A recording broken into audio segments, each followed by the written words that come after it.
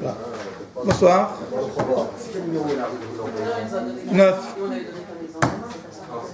Mais il n'y a pas de numéro.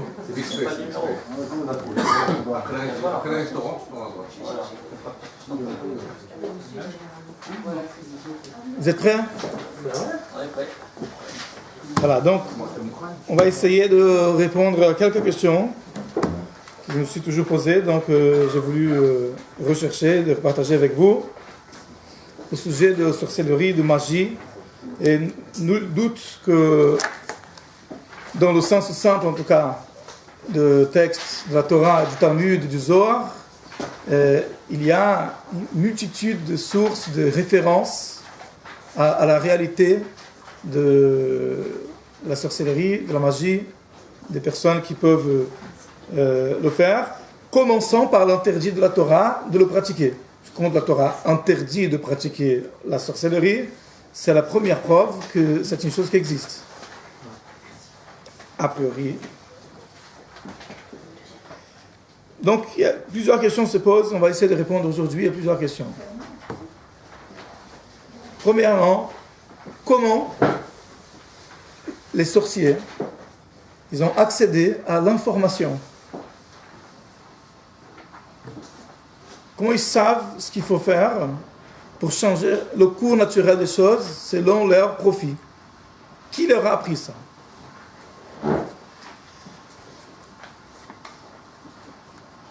Deuxièmement, comment ils font? C'est quoi la technique? Comment ça marche? On ne va pas faire nous, parce que c'est interdit. Bien sûr, c'est pas pour le faire, mais qu'est-ce qu'ils font exactement? On va essayer de parler également quelles sont les limites, qu'est-ce qu'ils ne peuvent pas faire. Et finalement, est-ce que c'est toujours d'actualité? Est-ce qu'aujourd'hui existe des sorciers, des sorcières, pour de vrai? Alors, pas au sens figuré, d'accord? Les vrais. Et si oui, qu'est-ce qu'on peut faire? Est-ce qu'on doit les craindre? Et qu'est-ce qu'on peut faire pour être à l'abri, pour essayer de se défendre de leur pouvoir?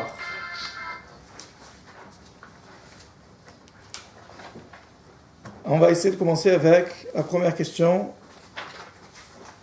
D'où ils ont eu l'info? Par contre, je n'ai pas la source. Parce que ce sont les sources, j'aurais du mal. C'est ça? Les sources en français. Attendez. C'est à vous? Oui. Merci beaucoup. Alors, première partie. D'où vient la sorcellerie? C'est notamment fondé sur le Zohar. Le Zohar, il donne toute cette information-là. Et c'est la seule source que j'ai trouvée qui raconte ça et qui nous dévoile comment la Torah elle fait allusion à tout ça. Tout commence au paradis avec Adam et Rava. D'après le Zohar, c'est là que la chose commence. On sait que l'homme a fauté, sa femme, ils ont mangé de fruits interdits. L'arbre de la connaissance, du bien et du mal, ils n'auraient dû pas le faire. Le Zohar explique, ça c'est un terme qui est développé dans la Chassidoute, que Adam, l'homme, c'est la créature qui a été créée à l'image des dieux. Donc il avait une force spirituelle inimaginable. Quand il utilise ces forces-là contre la volonté de Dieu, il transgresse délibérément le commandement divin, il devient à ce moment-là un agent de l'impureté, des entités déconnectées de la conscience de l'unité absolue de Dieu. Il perd, pendant ce moment-là, où il transgresse délibérément la volonté de Dieu, il se déconnecte et devient à ce moment-là un véhicule des forces impures qui se définissent par des forces qui ne sont pas connectées à cette conscience de l'unité d'Hachem, à l'annulation à Hachem dans le langage de la Chassidoute. Il n'est plus dans ce move, il va recevoir son énergie d'un autre opérateur, qui sont les forces du mal.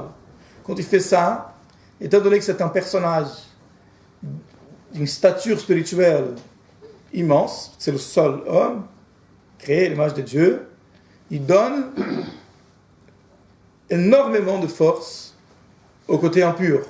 Chose que ce côté impur de l'univers n'avait pas du tout avant cette faute d'arbre de la connaissance. Sur la question d'où vient le mal, donc certes, Hachem a créé le mal, parce qu'il n'y a personne d'autre pour le créer. Mais quand Hachem a créé le mal, il a créé vraiment un mal qui était juste là pour figurer, quoi. C'était là pour qu'il y ait le choix entre le bien et le mal. Il était très faible par rapport à ce que nous connaissons aujourd'hui. Le côté mauvais, négatif, était vraiment faible. Il était séparé de l'être humain, extérieur à l'être humain. Il ne se mélangeait pas avec les choses positives. Il était faible et isolé. Et c'est l'être humain, en adhérant au mal, qui donne une impulsion énorme. Et à ce moment-là, c'est expliqué, comme dans un vin, où il y a la lie qui est en dessous, il y a un tout petit peu de lie par rapport au volume de vin. Au fond, alors que le vin il est limpide, il fait en sorte que la lie elle monte et que ça se mélange et que tout le vin devient trouble. Donc d'une part, il renforce le côté impur, et d'autre part, il se rend compte qu'en ayant fauté, il se sépare de Dieu, il s'éloigne de Dieu, donc il est moins apte à recevoir force, énergie, vitalité de Dieu. Donc en se sentant vulnérable, faible, pas protégé, il essaye dans un premier moment de se protéger avec ces forces impures-là. Et c'est à ce moment-là qu'il s'intéresse aux sciences occultes et à la sorcellerie. Le premier homme communiquait avec les anges, il pouvait communiquer avec les anges bons, mais aussi avec les anges mauvais. Il communiquait avec Dieu, il communiquait avec les anges, il parlait aux animaux. Et donc il avait contact avec des entités spirituelles impures, et c'est donc à elles qu'il s'est adressé à ce moment-là de vulnérabilité, de fragilité qu'il a ressenti une fois qu'il a fauté, pour apprendre comment se débrouiller sans le bon Dieu, quelque part. Et ça, c'est mis en allusion d'après le Zohar, dans ce verset qu'on a copié, en premier. Une fois qu'il a fauté, il dit dans la Torah, leurs yeux, à tous deux, Adam et Rava, se dessillèrent, se sont ouverts, et ils connurent, sûrs, qu'ils étaient nus. Le Zohar dit, ils étaient nus de mitzvot. Ils étaient dénudés de la Shekhinah, de la protection divine qui demeurait en eux tout le temps, qui faisait la volonté de Dieu. Et une fois qu'ils ont constaté qu'ils étaient spirituellement nus, pas protégés, vulnérables, ils cousirent ensemble des feuilles de figuier, il est dit dans la Torah, et s'enfirent des pagnes, des ceintures, Chagorot. Alors le Zohar explique c'est quoi ces feuilles de figuier là. Il dit, dans un arbre, il y a l'essentiel, c'est le fruit. Bien que dans le volume soit la plus petite partie de l'arbre, mais la vocation de l'arbre, le sens, ce qui est précieux dans un arbre. Pourquoi on cultive un arbre fruitier? C'est pour obtenir des fruits. Donc le Zohar explique le fruit par rapport à un arbre symbolise la kedusha, la sainteté, par rapport à l'existence matérielle, par rapport à l'univers. L'univers il est grand. On passe beaucoup de temps nous occupons de notre existence matérielle, la plupart du temps, c'est la mineure partie du temps qu'on s'occupe des choses de Kedusha, de sainteté. Mais c'est cette mineure partie-là qui c'est le fruit de l'arbre. Et en opposition à ça, il y a les écorces, qu'on appelle les clipotes. Ça, c'est une autre façon d'expliquer, plus simple encore que d'habitude qu'on explique dans la Chassidut. Et c'est encore plus simple de comprendre. Clipote, écorce, c'est le nom qui est donné dans la Kabbalah aux forces impures, aux forces déconnectées de la Kedusha. Il parle là-bas notamment le Zohar de l'écorce du tronc, quoi. Pas forcément l'écorce du fruit.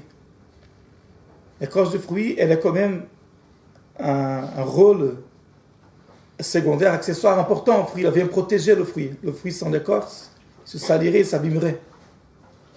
Ce qui est aussi un symbole pour l'existence matérielle, pour les choses impures, mais ça c'est notre sujet. Mais il parle carrément de l'écorce de l'arbre, l'écorce du tronc, l'écorce en bois là, qui est autour du tronc. Et les feuilles dans ce registre-là, des choses qui sont quand même accessoires, extérieures, c'est pas le principal, c'est pas l'essentiel. Donc, se couvrir avec des feuilles de figuier signifie, d'après le Zohar, essayer de se protéger en se sentant séparé de Dieu, dénudé. Il essaye de se protéger avec les forces impures. Là, il s'intéresse aux sciences occultes. Comment ça va? C'est Chaim qui a les feuilles. Mais si Allah, il va. Chaim, il a tout ce qu'il faut.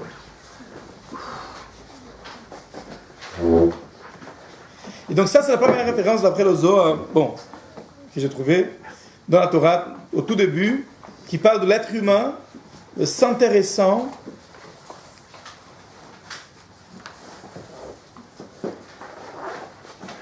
à manipuler des forces, à avoir affaire avec une énergie pour se protéger, pour atteindre ses objectifs, sans passer par l'aide divine. C'est un peu dire. Le Zohar explique que plus tard, Adam était expulsé du Gan Eden, il a fait tchouva. Il a arrêté avec ça. Adam a fauté. Pendant une époque de sa vie, juste après, il s'est intéressé par les sciences occultes, comme le Zohar explique sur ce verset, mais il n'a pas continué avec ça. Il a fait tchouva, c'est un vrai bar tchouva. Il a éduqué ses enfants comme il faut, même s'il n'a pas réussi tous. Et voilà. Il a continué son chemin.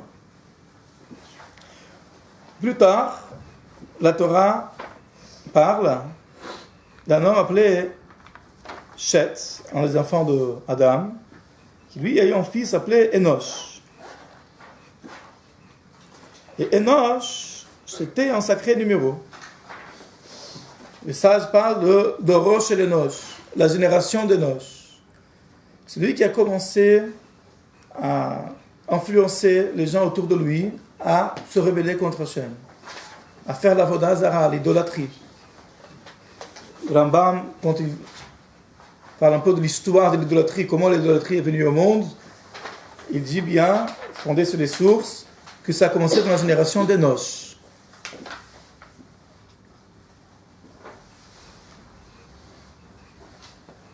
Et en effet,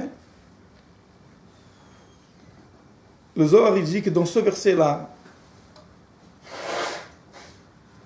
à Seth lui aussi naquit un fils, il lui donna pour nom Enoch. Alors on commença d'invoquer le nom de l'Éternel.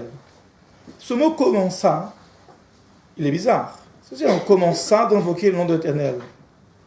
Adam et Rava n'invoquaient pas le nom de l'Éternel. Donc on voit en hébreu, le mot commença, Uchal, qu'on a mis en gras, il se rapproche aussi du terme Chol, Chulin, Chilul, profanation. Uchal ikro b'shem Hashem, on a commencé à profaner le nom de Dieu. Et notamment se servir du nom de Dieu pour des propos profanes. Parce que lui, Chet, lui s'est intéressé à la sorcellerie, qui était déjà quelque chose de connu dans l'humanité, bien que Adam et Rava, ils ont arrêté, mais une fois que l'information elle est passée, l'information existait, et donc Enoch a commencé à s'intéresser, et en effet, il a appris des secrets, et comment manipuler le nom de Dieu, notamment pour ses besoins personnels. Et ça, d'après le Zohar, c'est le sens de ce verset, Uchal likro b'shem Hashem, il a utilisé le nom de Dieu, il a appelé, invoqué le nom de Dieu, mais de façon profane. Et donc, en profanant la sainteté du nom de Dieu, en manipulant les forces qu'il a pu susciter en utilisant le nom de Dieu.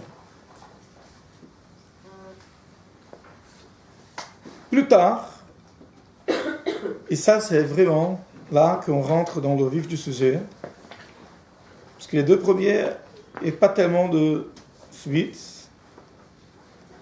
Les vrais précurseurs de la sorcellerie, la magie, c'est vraiment ce qui se passe dans la troisième source. Plus tard, dans le sixième chapitre de Bereshit, la Torah raconte une histoire mystérieuse, très difficile à comprendre dans le sens simple. Donc, on va lire les mots.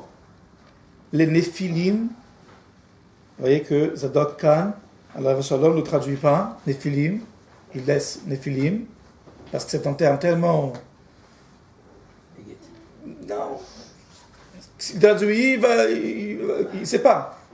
Néphilim peut être traduit de façon tellement variable qu'il n'y a pas une traduction littérale. Néphilim, littéralement, les tombés, ceux qui ont tombé, du mot nophil. Les tombés. Bon, les Néphilim parurent sur la terre à cette époque, et aussi depuis lorsque les hommes de Dieu se mêlaient aux filles de l'homme, les hommes de Dieu se mêlaient aux filles de l'homme, et qu'elle leur donnait des enfants.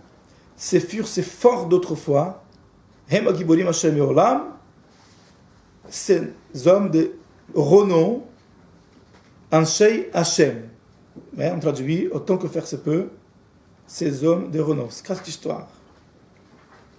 Donc le Zohar explique, Rashi amène aussi une partie, et le Zohar il est plus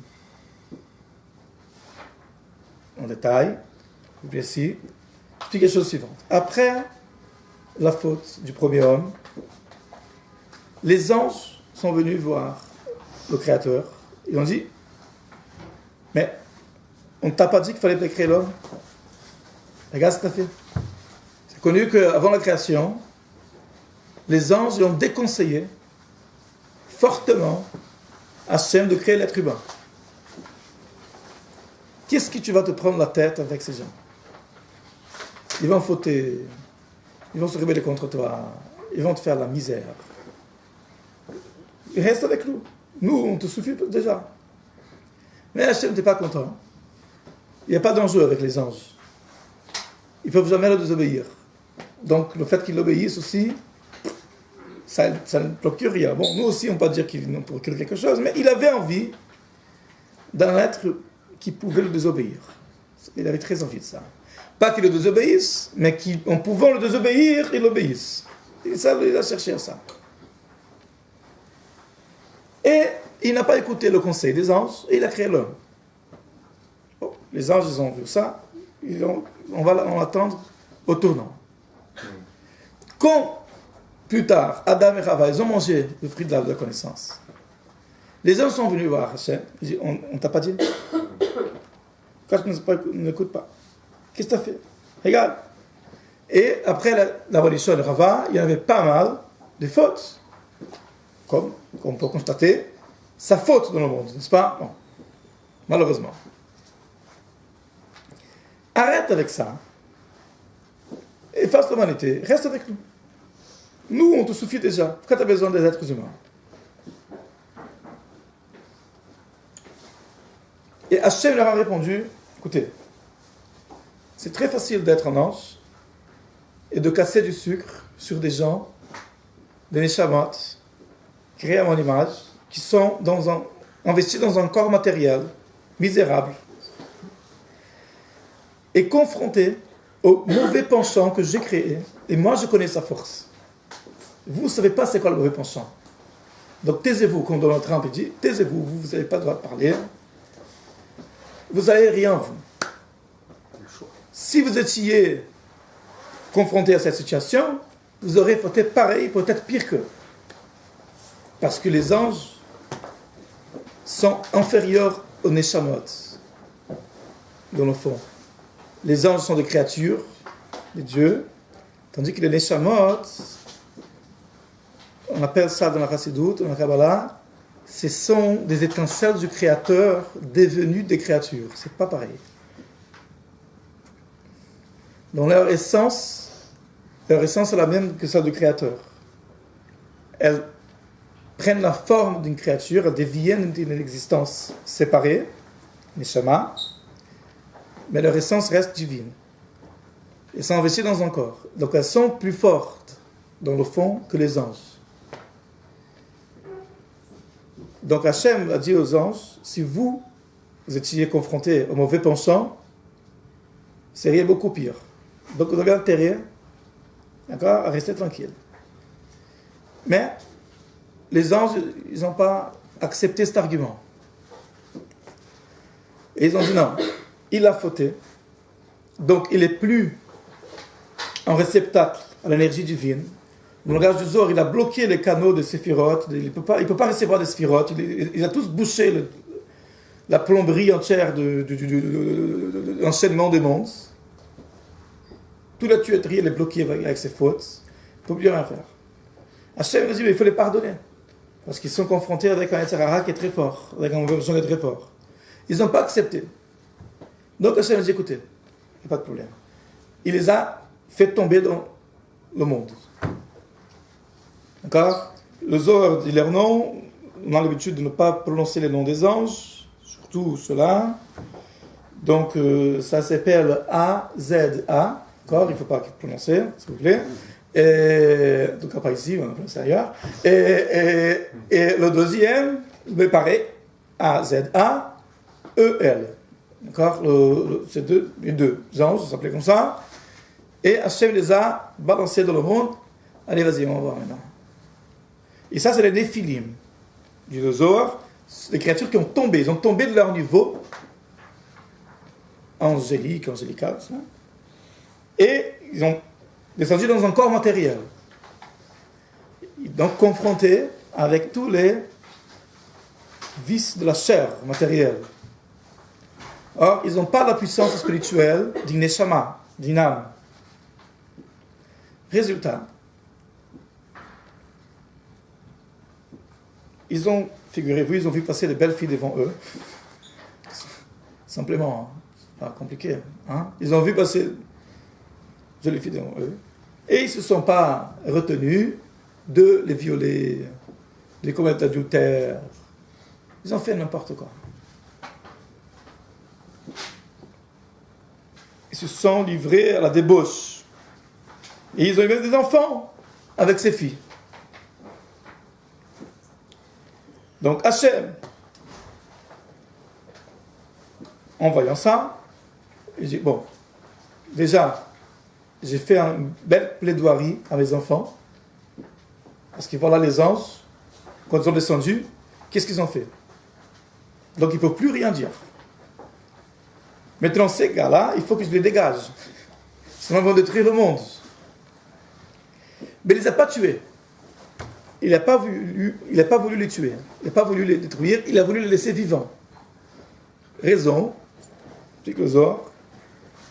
si demain, les anges, parce qu'il y en a pas mal, des anges accusateurs, ils viennent réclamer, comme des procureurs, la mort à l'être humain, de par ses fautes, Hachem, la défense et Akadosh Baruch Hu, le juge, il a un contre-argument, mais regarde, les anges de l'Éphilim, ils ont fait n'importe quoi, et je ne les ai pas tués. Donc pour mes enfants, pourquoi je vais tuer? Donc, pour créer un précédent favorable à l'être humain, Hachem n'a pas voulu les tuer. Mais il n'a pas voulu non plus les laisser en liberté. Qu'as-tu fait, dit le Zohar? Il les a enchaînés avec des chaînes en fer qui sont plantées dans la terre jusqu'à l'abîme, en dessous de la terre, l'abîme, très très profondément, et il les a cachés dans les montagnes de l'obscurité. Tous les Rashucha, on a du Zohar, les montagnes de l'obscurité, les ténèbres, qui sont appelées aussi les montagnes de l'Est, de l'Orient. Arerei Kedem, les montagnes de l'Orient. Et le Zohar explique le rapport entre le mot Orient, les montagnes de l'Orient, et obscurité. Parce que Orient, en hébreu, Kedem, vient du mot avant, Kodem, devant, avant. Et l'obscurité vient avant la lumière. Dans la création du monde, il a dit Vaïhi Erev, et fut soir, et fut jour. Au début de la création, c'est l'obscurité. Et ensuite vient la lumière. C'est marqué dans la Torah. C'est curieux. Jérusalem est à l'Orient. Non, pas dans ce terme. L'Orient par rapport à la France, peut-être. Par rapport à l'ONU. Mais Jérusalem, c'est le centre du monde pour nous. Pas l'Orient. D'accord. L'Orient, c'est l'Orient par rapport à Jérusalem. L'Orient, c'est où c'est Jérusalem, quoi. L'Orient, je pense. D'accord. Ça fait penser aux montagnes de l'Orient, ça me fait penser, c'est pas marqué géographiquement quelle altitude s'agit-il, mais ça fait penser aux montagnes du Malaya, du Népal. Il y a des montagnes là-bas. Dirige quand même vers Jérusalem dans les prières. Donc ce serait vers l'obscurité. Mais monsieur Hayat, les gens qui sont en Australie, ils prient vers l'ouest. C'est parce que nous sommes des Européens, on est habitués à prier vers l'est. On ne prie pas vers l'est dans la religion juive. Les gens qui sont en Russie, ils prient vers le sud. Et nous, on est à l'ouest, on prie vers l'est. C'est tout. Simplement. C'est une culture. On sait tellement qu'on est resté dominant en Europe qu'on a pris l'habitude d'appeler Jérusalem l'Est. Non, il n'est pas à l'Est, c'est à l'Est de l'Europe. L'Est ici, parler l'Inde, Népal, ces pays-là. Et quand on parle des montagnes de l'Est, là je n'ai pas vu de source, mais ça me fait penser aux les pics les plus grands, l'Himalaya, le Népal, des endroits à l'Est où il y a des montagnes, des endroits difficiles à accéder. En tout cas, il dit, dans les montagnes obscures, les montagnes de l'Est. Il les a enfoncées là-bas, dans des grottes, dans des cavernes, il les a laissées là-bas.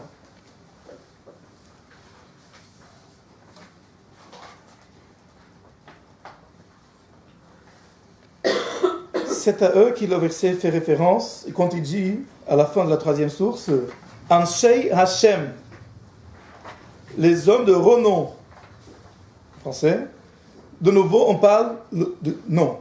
Donc la manipulation des noms de Dieu, des noms des anges qui sont des dérivés des noms de Dieu. Souvent, ce qui véhicule des énergies divines à l'ordre de Dieu.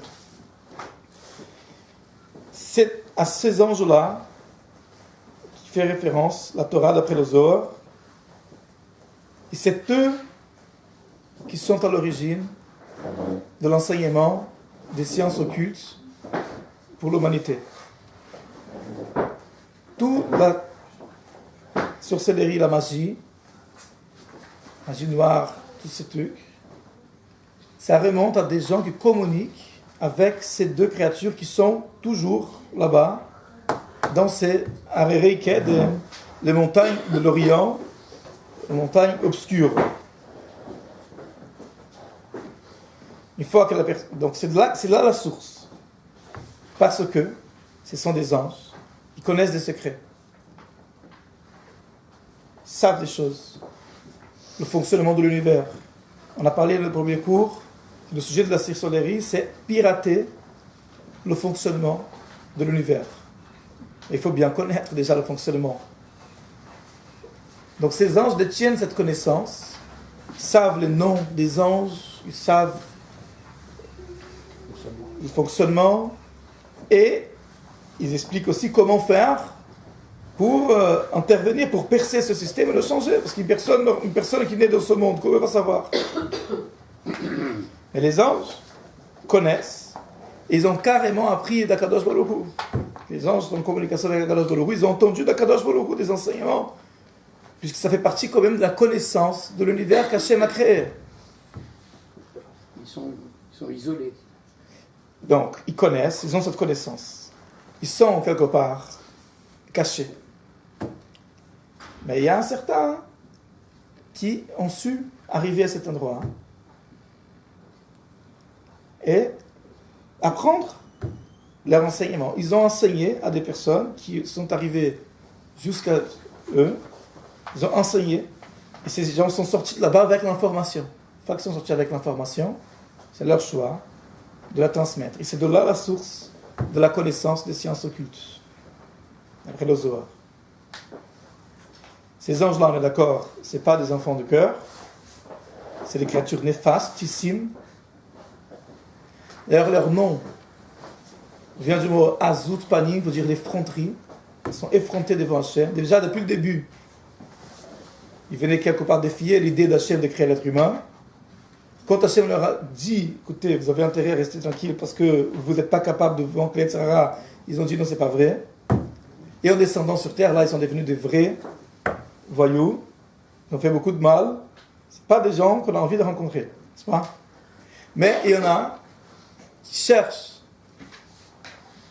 à rencontrer parce qu'ils cherchent à être des agents du mal. Ils veulent cette puissance facile, sans besoin d'être annulé à Dieu, avoir de la connaissance, avoir de la puissance, des forces impures. Et donc ils font leur chemin, et ils arrivent à les rencontrer. Notamment, le Zohar il parle de deux personnages.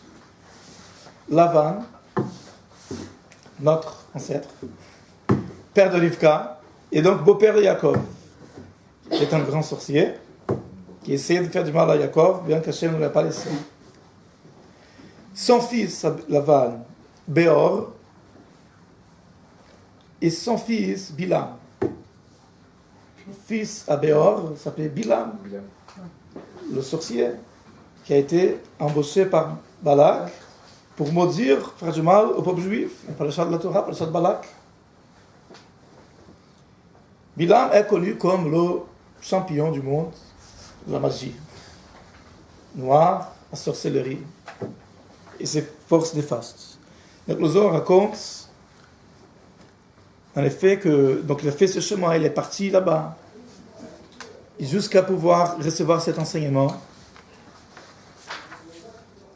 Et bon, ça m'a marqué les détails. Voilà, le Zohar parle des détails, c'est intéressant, c'est pas très philosophique, mais c'est intéressant comme le Zohar raconte des détails de cette rencontre, comment les gens qui souhaitent recevoir l'enseignement. Non, j'ai pas tourné la page dans les sources, la page dans les sources noires. Comment ça se passe exactement, quoi? Zohar le décrit. Il dit comme ça. Ainsi est le chemin, la voie de ceux qui arrivent vers eux. Une fois que l'homme il rentre au sommet des montagnes, il est aperçu par A-Z-A-E-L,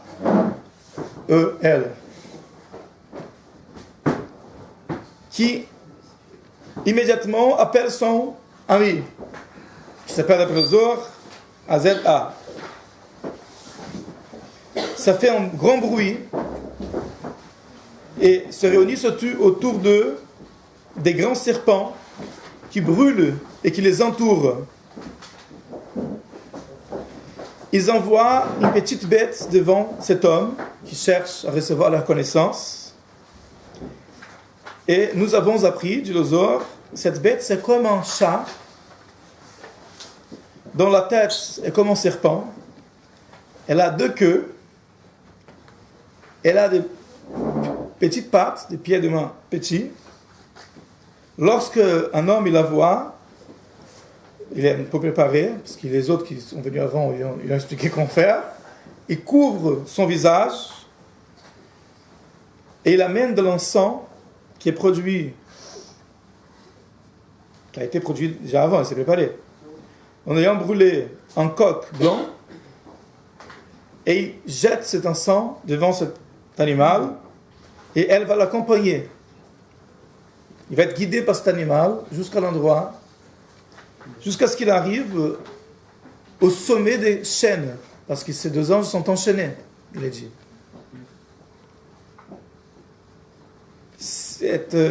Ce sommet des chênes, il est planté à la terre jusqu'à l'abîme.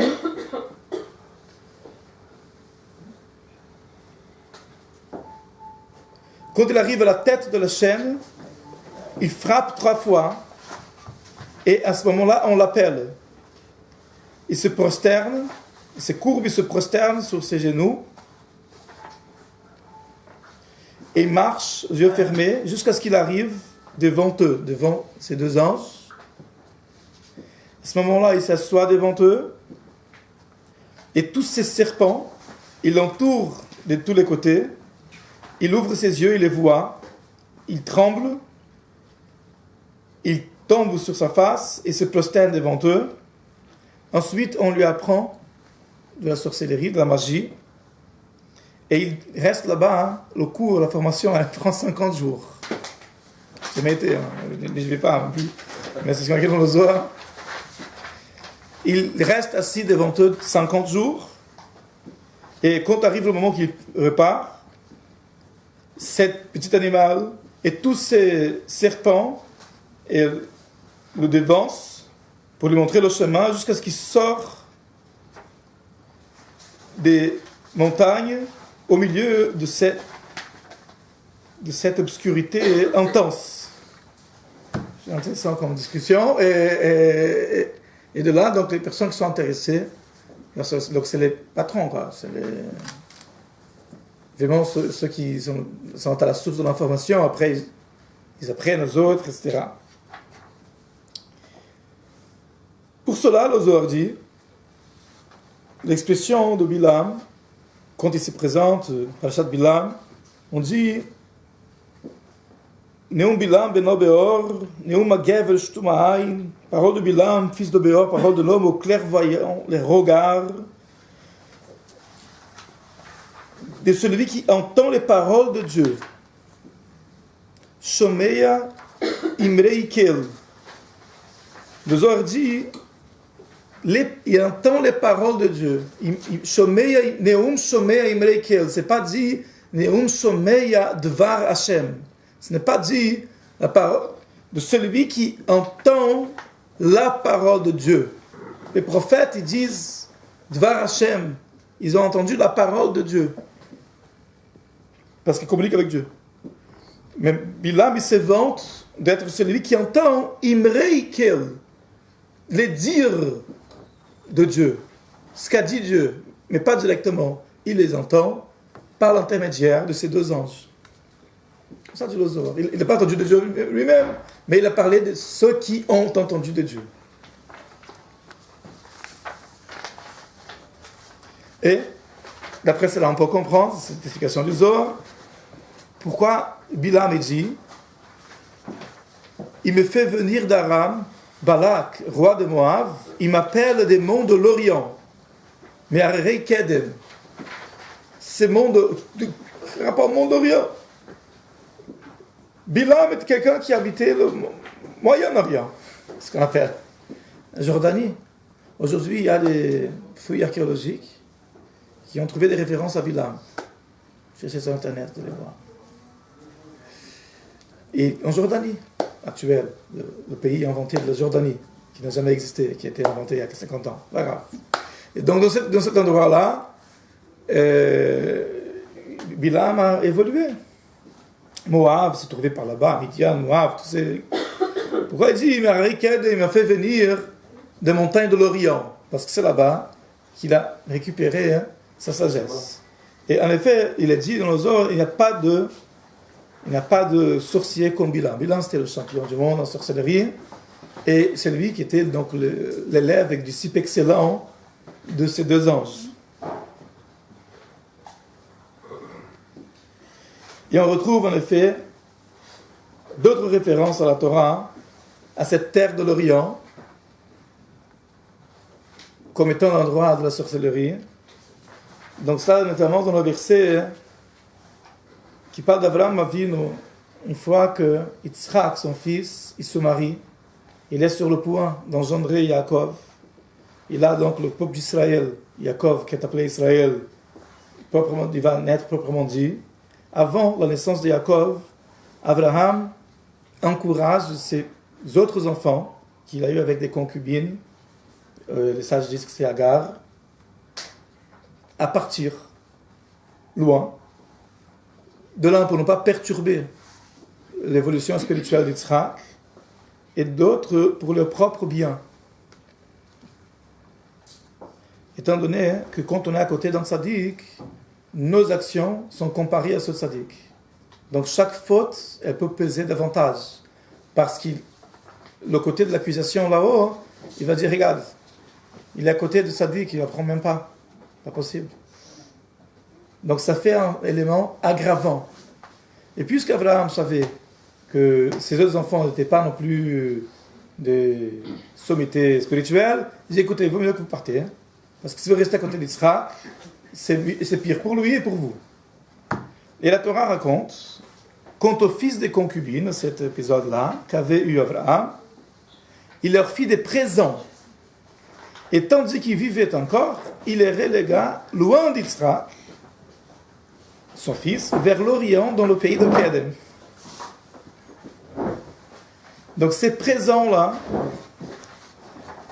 Zohar dit, il leur a appris les sciences occultes, la sorcellerie, la magie, les noms qu'on utilise pour manipuler les forces impures. Il y a bien évidemment devant ces sources-là, il y a une levée de boucliers de la part des commentateurs. Attends, Abraham Avinu, premier juif, a découvert le monothéisme. Il est en train d'apprendre la sorcellerie à ses enfants. Et donc ils répondent, il leur a appris ça, c'est un présent, pour qu'ils se défendent. Notamment, ils vont partir dans une terre où il y a beaucoup de sorcellerie. C'est pour des raisons défensives, pour savoir se défendre. Comme on voit dans la Gemara, certains sages qui ont été attaqués par des sorciers et sorcières, ils ont répondu avec la même monnaie. Il y a certaines histoires, si on va avoir le temps de raconter aujourd'hui ou pas, que les sages, devant des forces impures, ils ont su dire les choses qui a fait la sorcellerie retomber sur la tête de celui qui l'a renvoyé. Donc, comme si, c'est pas clair, mais à l'usage défensif, c'est un peu comme Krav Maga. À l'usage défensif, ça va. Ça pourrait être utilisé. Pas besoin de se prendre des coups non plus. Donc, il y a d'autres commentateurs qui disent, par exemple, si quelqu'un était possédé par un démon, donc pour savoir l'exorciser, donc Abraham Avinu a appris à ses fils-là, à ses enfants, comment faire. Les gars, que ce soit, ce n'est pas sûr qu'ils ont utilisé cette sagesse-là à des fins uniquement théoriques et défensives. Plus tard, la chose s'est détournée, s'est dégénérée, et ils ont pu utiliser ça de façon mauvaise. Mais ça, du coup, devient une deuxième source de la connaissance de l'occulte sur terre. Abraham Avinu, lui-même, aurait donné ses secrets à ses fils, des présents.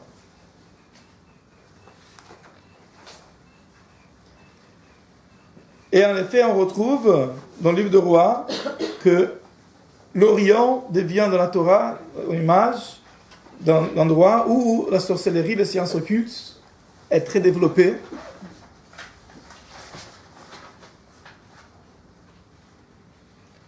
Ouais, on fait penser à la sagesse des orientaux, à l'Inde, ces pays un peu mystiques.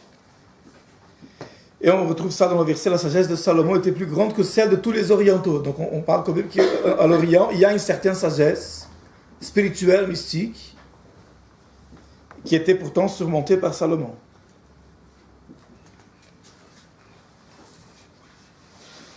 Une autre référence qu'on ne peut pas ignorer dans la Torah, c'est peut-être la plus... Qu'est-ce qui se passe?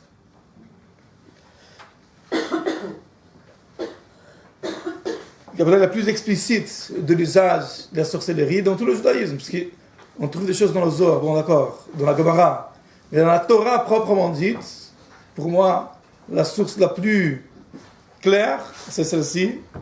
Moïse et Aaron se rendirent chez Pharaon et firent exactement comme l'avait prescrit le Seigneur. Aaron jeta sa verge en présence de Pharaon et de ses serviteurs, et elle devint serpent. Pharaon, de son côté, manda les experts et les magiciens, et les devins de l'Égypte en firent autant par leur prestige. Ils jetèrent chacun leur verge, et elle s'est transformée en serpent, mais la verge d'Aaron engloutit les leurs. Donc on voit clairement, dans l'histoire de Djiplé, que et pour transformer le bâton en serpent, immédiatement, c'était pas, ils ont pris 3 mois de réunion avec les informaticiens, etc., organisé le cyberattaque, rien du tout. Immédiatement, c'est ça que j'ai venu voir. Attends. Hey, Ahmed, viens ici. J'attends ton truc. Et le Midrash, il dit que Pharaon s'est moqué de Moshe et Aaron à ce moment-là. Il dit, ne faites pas rire. Il a fait venir des enfants de 4-5 ans, et les petits, ils transforment le bâton en serpent. Les enfants de 5 ans savaient faire ça. Donc, à ce moment-là, les sorciers égyptiens, ils ont dit à Pharaon, vraiment, Moïse, c'est toi, tu veux nous en rendre ça ici, je t'en prie. Et en effet, on voit, ils ont été capables de transformer le bâton en serpent. Lorsque Moïse a transformé l'eau en sang, ils en firent de même. C'est marqué dans la Torah. Pourquoi Pharaon n'était pas très impressionné? Pour les grenouilles aussi, ils ont fait apparaître des grenouilles de l'eau. Donc ce sont des versets explicites, comme quoi il y avait des gens en Égypte, en manipulant une certaine connaissance, qui savaient faire apparaître des grenouilles à partir de l'eau, et transformer de l'eau en sang. Moi, je ne sais pas faire ça. Dans la Torah, clairement, ils savaient le faire. Et l'histoire de transformer le bâton en serpent, c'était comme ça. Pour eux, c'était facile. C'est le premier truc, quoi, de magie. Quand est arrivé au pouls, là, ils n'ont pas pu faire.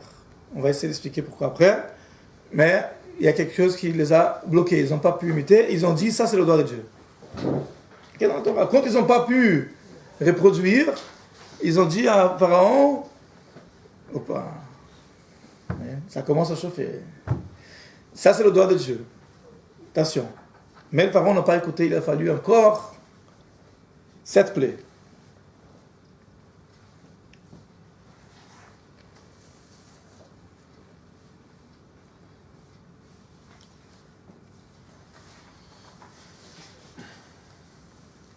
Sinon, il y a beaucoup d'autres sources. On parle sur Lavan qui a voulu porter atteinte à Yaakov avec la sorcellerie. Lorsqu'il dit il a changé ma paye, mon salaire, 10 fois. Donc le sens simple, c'est que Lavan était le patron de Yaakov et il changeait les conditions de paiement à chaque fois. D'abord, il donnait une commission comme ça. Et quand ça marchait trop, donc il changeait la commission. Vous avez entendu parler de ça dans le monde? Non.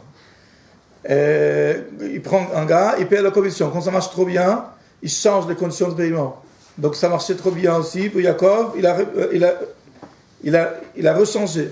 Donc c'est le sens simple. Il a changé 10 fois le système, les conditions de paiement. Mais le Zohar, il dit, il a essayé à porter atteinte à moi, Yaakov, en utilisant les 10 séphirotes de Touma. On a parlé la semaine dernière, le cours dernier, qui contre les 10 séphirotes de Kedusha, avec lesquels Hachem régit le monde, il y a 10 couronnes d'impureté. Et ça, c'est Aseret Monim, les 10 façons dans lesquelles Lavan essaye d'endommager Yaakov, mais sans réussite, qu'Hachem, il le protège. Zohar dit également que les enfants d'Israël, en Égypte, ils étaient emprisonnés par une sorcellerie, un sortilège qu'ont fait les Égyptiens. La Gemara dit que il y a 10% de sorcellerie qui sont tombées dans le monde, 9 a pris l'Égypte et une tout le reste du monde. L'Égypte avait 90% de la puissance de sorcellerie, donc même si la sorcellerie venait des mondes de l'Orient, c'est en Égypte l'endroit où ils ont excellé dans cette sagesse. Et avant de la Benatan, il dit il n'y a pas de sorcellerie comme la sorcellerie d'Égypte. C'est la plus forte. Et en effet, la façon comme ils ont maintenu les enfants d'Israël, c'était en effet par un sortilège, par une parole qui ne permettait pas les enfants d'Israël de sortir de cet endroit. Il n'y avait pas besoin de barbelés, c'était impossible de sortir. Mais quand Hachem il a voulu, il les a sortis quand même, parce que la sorcellerie, c'est encore un facteur de grand monde qu'Akadosh Baruch Hu a créé. Quand il n'en veut pas, il enlève. Et c'est pour cela que Bilam dit dans son discours Kel Motziam et Mitzrayim. Dieu les a sortis d'Égypte. Je ne peux pas contre eux. Et la preuve que la sorcellerie ne peut rien contre eux, c'est qu'Hachem les a sortis d'Égypte, alors qu'ils étaient emprisonnés là-bas par la sorcellerie. La Gemara Shabbat parle d'un certain Ben Satdan qui était en Égypte. Il a appris la sorcellerie. Il a voulu sortir cette connaissance de là-bas, exporter la connaissance. Or, les Égyptiens, ils étaient protectionnistes. Ils ne voulaient pas que quelqu'un enlève leur monopole et enlève leur connaissance de là-bas. Donc, ils ont fait une sorte que quand la personne sort de là-bas, elle oublie tout. Donc, ce Ben Satda, il a écrit les secrets sur sa peau, en griffant sa propre peau, puisque en sortant, la douane égyptienne a vérifié les gens, surtout les élèves de cette science-là, pour il n'y a pas de manuscrit, quelque chose sur eux, avec l'information. Donc, puisqu'il était fouillé, il ne pouvait pas sortir avec des écrits, avec des parchemins, il a écrit sur sa propre peau, avec son sang, en griffant sur sa peau. Il y en a pas mal des commentateurs qui disent que cet homme-là, Ben Satda, n'était d'autre que notre frère Jean-Claude, d'accord, qui est devenu très célèbre en marchant sur l'eau, en faisant des choses. Et d'après ces commentateurs-là, les pouvoirs surnaturels que Jean-Claude Delacroix il avait, et c'était... Il a appris en Égypte, avec les magiciens en Égypte. Il a fait de la magie, de la sorcellerie, de la magie noire. Et pour cela, il a pu faire des choses surnaturelles qui ont épaté les gens et que c'était des pseudo-preuves de sa divinité. Et comment il a pu sortir ses secrets d'Égypte en marquant, en écrivant, en grattant sur sa propre peau. Ce Ben Satoda est cité dans le Zohar, est nommé? Non, dans le Gemara Shabbat.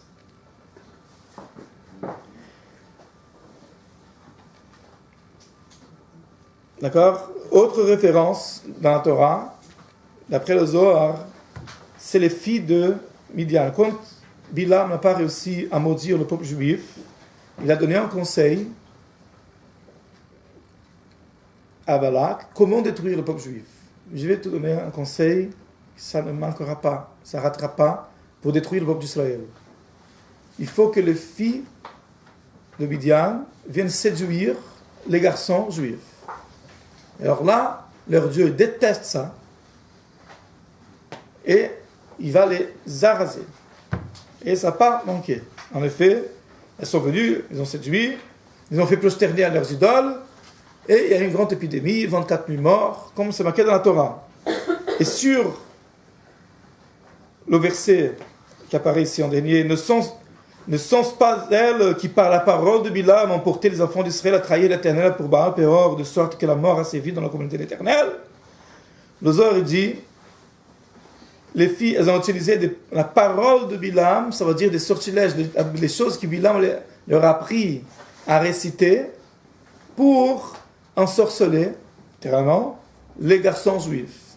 Parce autrement, c'est difficile de comprendre, pour plus belle que soit, que des gens qui étaient avec Moshe Rabbeinu, qui ont reçu la Torah, Mont Sinaï, etc., ils veulent faire la Avodah Zara parce qu'il y a des jolies filles dans le désert. quand même.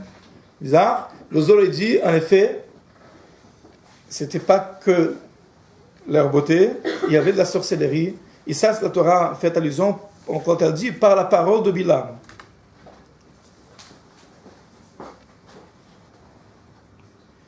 La Gemara est remplie de récits au sujet de la sorcellerie.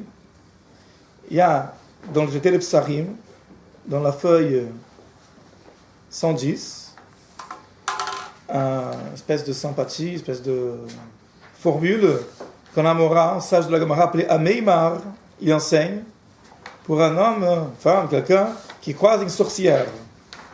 Que doit-il dire?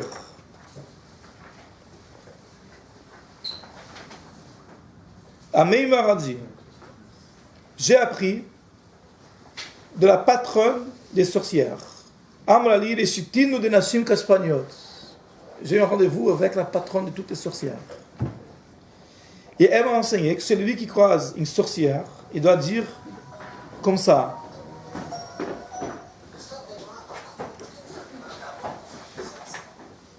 Charicha mimi bidikula bezaya lepumaychu nashe de harshaya. De l'excrément chaud dans des récipients troués qu'on vous donne à manger dans votre bouche, ô femme sorcière, que vos cheveux soient arrachés,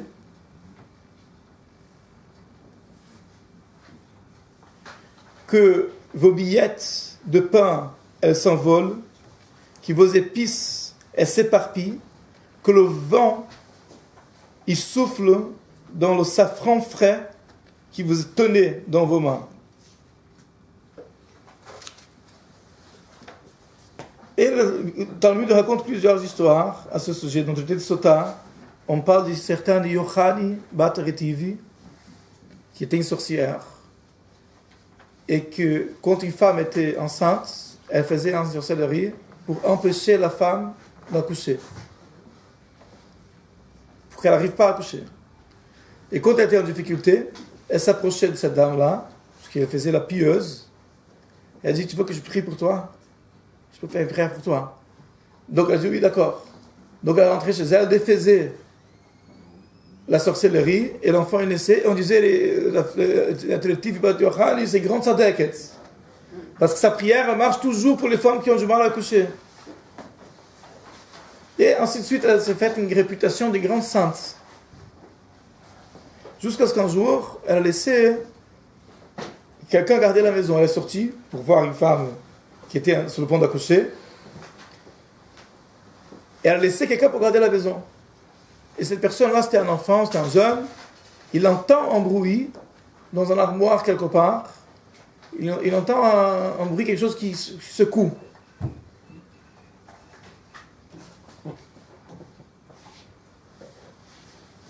Et il ouvre l'armoire, il va en récipient, ça bouge.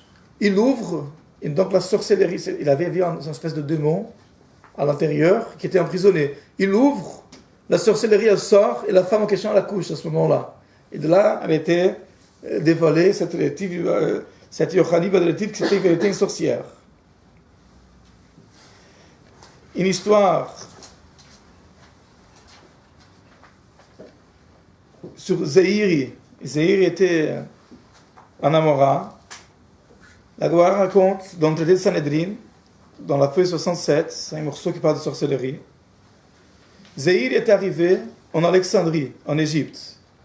L'Égypte c'était un endroit, on dit, où les gens excellaient dans la sorcellerie.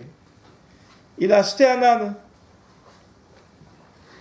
Quand il est sorti de là-bas, il a voulu lui donner à boire.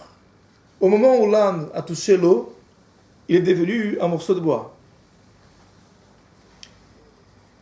Donc il a compris que l'âne en question, c'était fruit d'une sorcellerie. Donc on l'a trompé. Donc il est revenu au magasin. Il dit: comme ça vous me faites, c'est quoi? Remboursez-moi. Et donc le vendeur qui n'était pas au courant de rien, parce qu'il avait acheté l'âne aussi de notre fournisseur, il lui dit: attends, si tu n'étais pas Zeiri, c'est un grand homme comme toi, on ne t'aurait pas remboursé. c'est pas qu'en Égypte, tout le monde fait la sorcellerie. Tu aurais dû, avant d'acheter, tu aurais dû le vérifier avec de l'eau. Parce qu'au contact de l'eau, la sorcellerie se défait.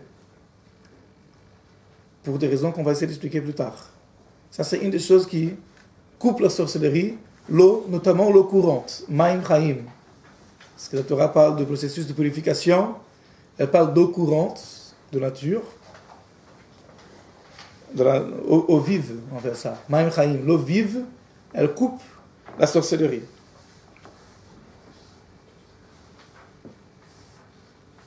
Une histoire aussi, il ne faut pas rater. Il y avait un certain Yanaï. Et là, je dis, ce n'était pas Rabbi Yanaï. D'après l'histoire, on verra pourquoi ce n'était pas lui. Il est arrivé à un hôtel, restaurant, une auberge. Et il est arrivé à demander de l'eau. On lui a servi une boisson, à l'époque, qui était de l'eau mélangée avec de la farine. Bon, c'était une boisson de l'époque. Donc il a vu ça, mais quand on lui a servi, il a vu que la fille qui lui servait, elle bougeait ses lèvres. Donc il s'est méfié qu'il y avait une chose bizarre. Il a versé un peu d'eau par terre, c'est devenu un scorpion. Donc il a fait genre qu'il a bu, mais surtout pas bu. Et il a dit, bon, j'ai bu de vos eaux, alors il faut que vous buvez de ma mienne aussi. Tenez l'eau aussi. Donc il a donné l'eau à la dame en question, elle n'avait pas le choix. Elle a bu, elle est devenue un âne. Et il y en a en question, il a monté sur elle, monté sur l'âne en question, et est sorti dans la rue. Quand ils sont arrivés au souk, au marché, il y a une copine de cette femme, dit la Gemara, qui a remarqué l'histoire, qui s'est rendu compte de l'histoire. Donc, qu'est-ce qu'elle a fait? Elle a donné à boire. Quand elle a donné à boire, elle est redevenue une femme. Donc, Yana, il s'est retrouvé monté sur une femme au milieu du marché. Donc là, j'ai dit, c'est pas Rabbi Yanaï, parce que non, il ne l'aurait pas fait. Lui aussi, la sorcellerie. C'est tiré d'où? La Gemara. Même Gemara Sanhedrin, la feuille 67. Sanhedrin, là. Ouais. L'autre, c'était Sota. Oui, mais l'histoire de Zéhir était dans la Sanhedrin déjà. Et l'histoire connue, dont monsieur appelé Shimon ben Shetar. L'âne de Bilam. Hein? L'âne de Bilam, oui, mais pas de ce qu'on appelle âne, apparemment. C'est pas un âne créé par sorcellerie. Il y avait un monsieur appelé Shimon ben Shetar. Il parlait, non? Qu'il avait un projet qui, quand il deviendrait le Nassi, le Rosh Yeshiva, le patron du tribunal rabbinique, il allait débarrasser le peuple juif des sorcières. Parce qu'il y avait à Ashkelon, à cette époque-là, une caverne, un endroit où il y avait 80 sorcières qui faisaient leurs affaires là-bas. Donc, il avait pensé ça. C'était un projet qu'il avait. Et quand il a monté au pouvoir, en effet, il a accédé à la fonction suprême, il n'a pas tout de suite agi. Et quelqu'un est venu le voir en disant qu'il a rêvé que Shimon ben Shetar, il aura un enfer très fort. On va prendre les portes du Gehinnom, les portes de l'enfer, on va mettre les gonds en lui, on va tourner la porte sur lui, une histoire terrible. Pourquoi? Parce qu'il n'est pas en train de l'exterminer, d'éliminer la sorcellerie dans le peuple d'Israël. Et Shimon ben Shetar, il était étonné, parce qu'il ne s'est jamais engagé à le faire verbalement. Il a juste eu une idée. Et Akadosh Baruch Hu était en train de l'exiger de lui qu'il le fasse tout de suite. Maintenant, il fallait quand même aller récupérer ces 80 sorcières. Et ce n'était pas évident. D'envoyer la police. La police, elle va se faire déchirer par les sorcières. Les sorcières, elles étaient puissantes. Donc quand il fait la Gemara raconte, il s'est déguisé en sorcier. Et elle a tapé à la porte. Elle a dit, qui est là? Il dit, moi je suis le patron des sorciers, je suis le grand sorcier. Qu'est-ce que tu veux? Alors, moi j'ai ici 80 garçons, très forts, très balèzes, très jolis. Ils sont venus vous voir. Est-ce que vous voulez qu'ils rentrent? Et les sorciers ont dit, oui, on veut. Donc il les a entraînés, c'était le genre de GIGN. Il a dit une chose, vous rentrez, chacun il prend une sorcière, il la lève, sans qu'elle puisse toucher le parterre. Et ainsi fut, ils sont entrés, l'opération s'est déroulée en quelques secondes, chacun est parti prendre une sorcière, il a enlacé, elle était contente, il a levé du parterre. Et quand une sorcière ne touche pas le parterre, elle devient impuissante. Un sorcier et une sorcière doivent être en contact au sol pour pouvoir agir. Donc, vous imaginez la scène, les sorcières étaient en train de avec les pieds, de se débattre, mais rien du tout. Il fallait absolument pas qu'elles touchent le sol. Et ils ont exécuté toutes ces sorcières dans un seul jour, en faisant une dérogation à la loi qui interdit d'exécuter 2 personnes le même jour. Mais il fallait absolument débarrasser le peuple juif de cette plaie. Et donc, en accomplissement de la mitzvah, Mechashefa lo techaye, n'a pas le droit de faire vivre une sorcière. Donc, toutes ces histoires nous éclaircissent un peu sur les méthodes, sur le fonctionnement de la sorcellerie. Ça, c'est la 3e question qu'on a posée. Comment ils font exactement? Comment ça marche, leur truc? Qu'est-ce qu'ils font? En quoi consiste? Quel est le modus operandi des sorciers? Quelles sont leurs techniques? Vous voulez un peu de clim? Vous voulez le fenêtre? Il fait chaud. Moi aussi, je commence à sentir chaud. Il est juste un peu chrana. Hein? Il est juste un peu chrana. Ouais, ouf. Là, tu veux allumer la clim derrière toi, Rahim, s'il te plaît? Non, pas de... Tu peux, c'est derrière, loin. Laisse ouvert, Jérémy. T'as froid? J'ai froid. Mais de l'autre côté, peut-être. Vers nous, là, comme ça. Mais nous, alors. Un petit peu, le temps que ça... Toutes les chauffages sont éteintes? C'est éteint le chauffage à côté de toi? Hein? C'est le secret.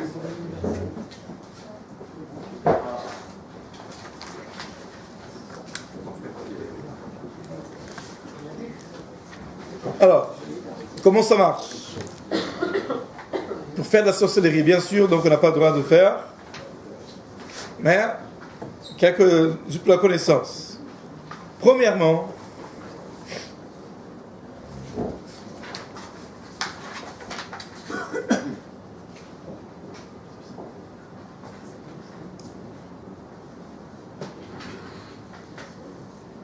être un sorcier, on ne peut pas être un abruti. D'accord? C'est une science très exacte. Un sorcier, c'est quelqu'un qui connaît parfaitement les sciences, c'est-à-dire le fonctionnement de la nature, la chimie, la physique, l'astronomie. Et mis à part cela, il connaît non seulement le fonctionnement des lois de la nature, mais ce qui est au-dessus de la nature. Les noms des anges, des démons, leurs fonctions, le moment où chacun il est en garde, il change de garde. Quand est-ce que, on avait vu dans le cours de l'astrologie, la sorcellerie est très liée avec l'astrologie, chaque heure elle est régie par un astre, et donc elle a une influence différente. Donc le même rituel, la même chose qui va être faite dans un moment, n'aura pas du tout la même portée dans un autre moment.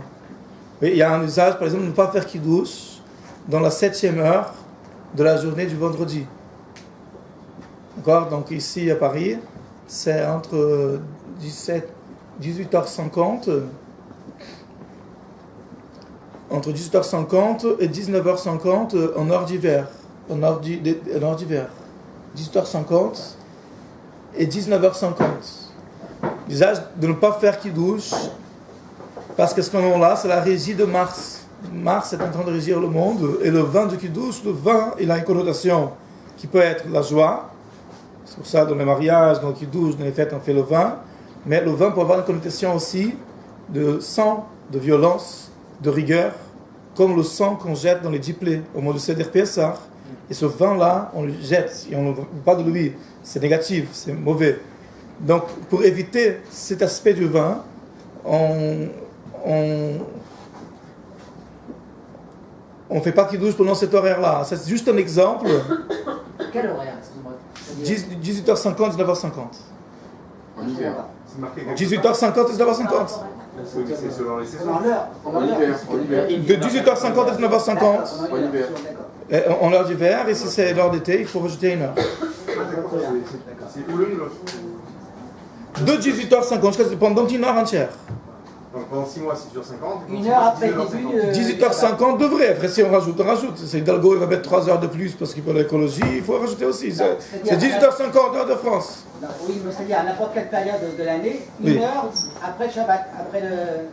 Vendredi, de 18h50 à 19h50, on ne fait pas qu'il Une heure après le... Une heure après Non, le... mais c'est une heure fixe pendant l'année. C'est fixe toute l'année. D'accord. Ah. Voilà, c'est ça qui C'est ça que j'essaie d'expliquer. J'explique. Ah, mais non, en été, c'est pas... En été, c'est une heure de plus. Excusez-moi, c'est pendant l'hiver, on va dire de janvier jusqu'à. Enfin, Pendant octobre. GMT plus 1, Paris. En GMT plus 1, en Paris, 18h50, 19h50. Peu importe, hein. Et GMT plus 2, lors d'été, alors c'est plus 2. Donc ça veut dire, ce qu'il veut dire, c'est que si on fait. Non. On commence à 19h et qu'on fait qu'il bouge, en fait, là, on va boire du vin qui a été. Non, bon, il n'y a rien va nous arriver, mais c'est un usage, c'est pas une interdiction. C'est mentionné dans le Shulchan Aruch quand même, mais en tant qu'usage. En tant qu'usage. Tout le monde ne tient pas compte. Minhag Chabad c'est de le faire. Quand le Rabbi était malade, il parlait pas, il avait un AVC. On lui a donné le verre de Kiddush, vendredi soir, une fois. Il ne voulait pas faire Kiddush. Il faisait un signe. Et personne ne comprenait. Et ça passait plusieurs minutes. Angoissant. Alors il faisait un signe, il faisait avec la tête, il faisait ce qui se pouvait bouger. Et personne ne comprenait. Personne ne savait pourquoi le rabbi ne voulait pas faire Kiddush. Jusqu'à ce que quelqu'un a compris qu'il voulait voir la montre. Et quand il lui a montré la montre, il a vu que c'était passé l'heure, avant l'heure, il a fait le Kiddush. Donc, Minhag Chabad, c'est de tenir à ça. Mais on peut pas, c'est pas comme prendre la voiture, ça va, d'accord? C'est pas comme fumer une cigarette, ça va. C'est une chose qui existe. Mais pourquoi? Ça, c'est aucun rapport avec la société, c'est l'astrologie. Mais pourquoi je dis ça? Parce qu'il y a des choses dans le monde qui sont riches. Chaque moment, il a une énergie différente. Là, donc, le sorcier, comment dire, compétent, il doit savoir ce qui se passe dans le cosmos.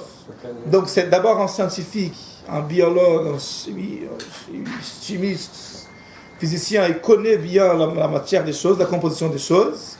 Il connaît plus que ça l'astrologie, il connaît l'angéologie, le fonctionnement des anges, de tout ça, pour les raven, pour diriger ses actes d'une façon à ce que ça va marcher.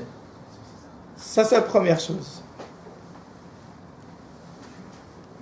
Alors, l'heure rituelle, on peut voir le conseil d'Ameima, il se sert des cheveux, de leurs propres cheveux.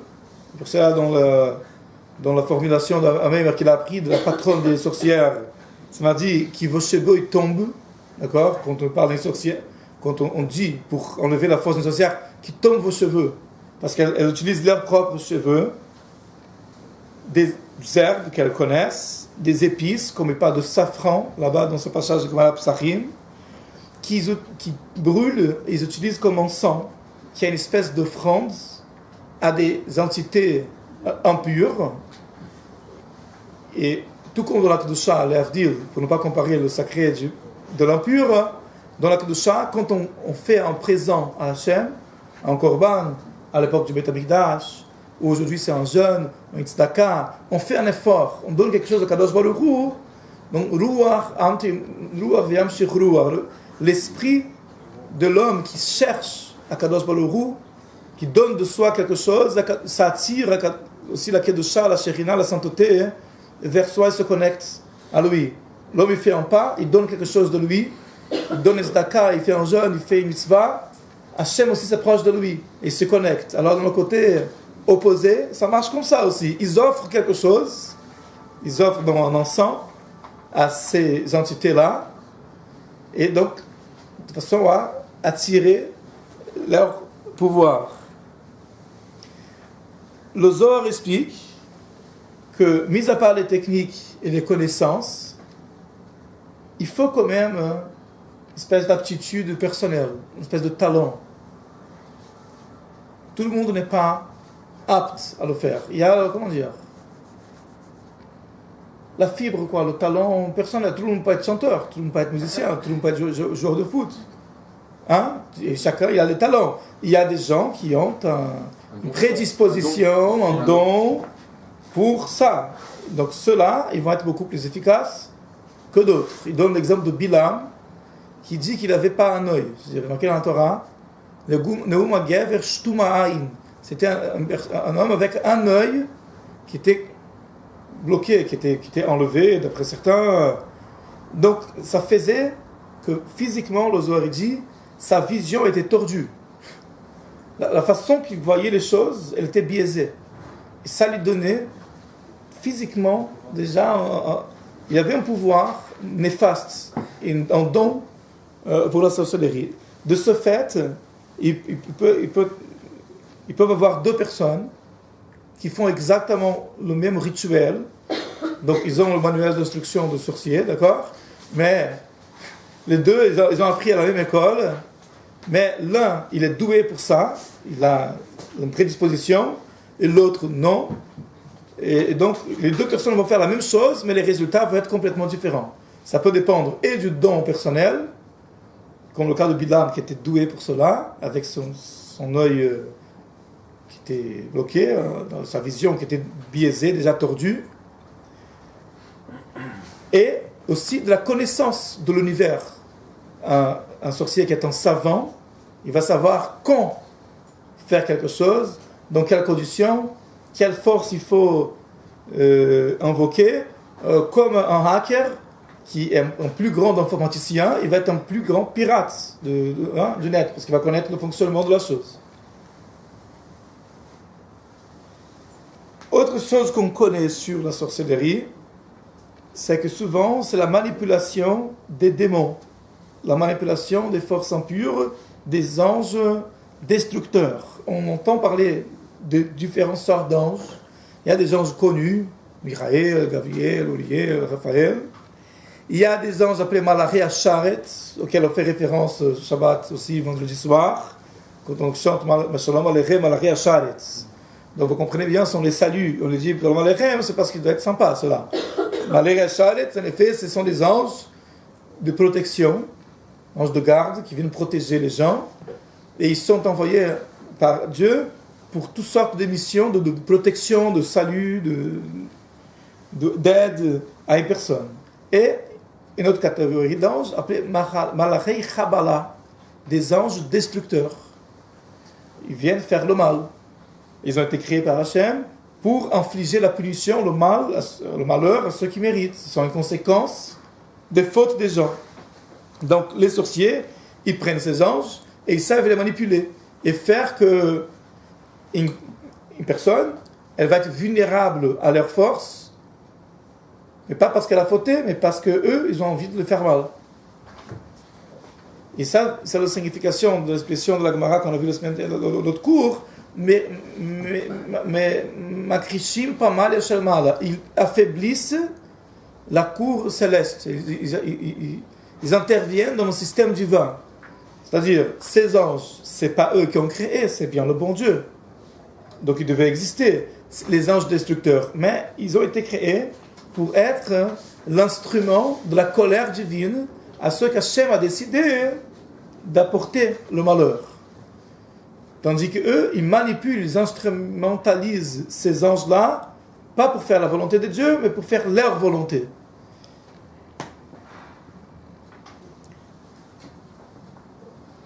Comme ça, Rashi, Ramban, le Rabbeinu Nissim de Gironde explique l'expression de la Torah au sujet des sorciers de Pharaon. Vayasu gam ema belahateihem. Ils ont eux aussi fait avec leur sortilège, avec leur prestige, avec toutes leurs traductions en français. Mais lahat, en hébreu, veut dire flamme.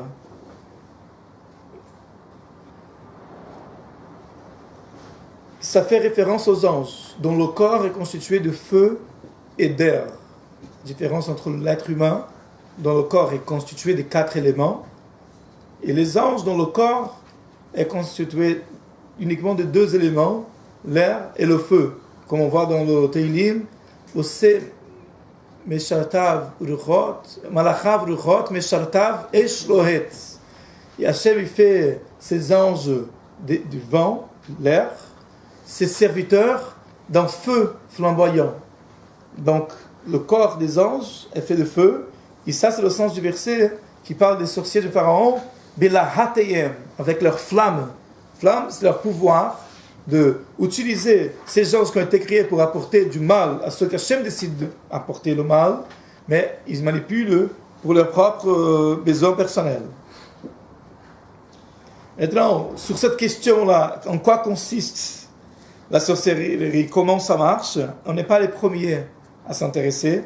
D'autres avant nous ont posé la question, et la réponse qui a été donnée par Haï Gaon, par le Ralbag et par Rabbi Eliezer de Metz, je ne sais pas s'il y a des Alsaciens ici dans la pièce, mais Rabbi Eliezer de Metz est un sage qui a écrit au IIe siècle, qui a écrit Sefer Yereim. Et il dit là-bas, j'ai demandé à mes maîtres qu'est-ce qu'est sorcellerie, et je n'ai rien entendu de clair de leur part. Rabbi Gaon explique en effet, étant donné que la sorcellerie est interdite, on ne doit pas la pratiquer, même si la connaissance n'est pas interdite, et même recommandée pour ceux qui doivent juger. Les Dayanim, ils doivent connaître la sorcellerie, parce qu'ils doivent juger ce qui se passe. Est-ce que la sorcellerie a été pratiquée ou non? La connaissance est perdue et beaucoup de choses ne sont pas parvenues. Donc aujourd'hui, c'est le juif moyen, orthodoxe, on ne sait pas grand-chose des méthodes de sorcellerie. C'est la réalité d'aujourd'hui.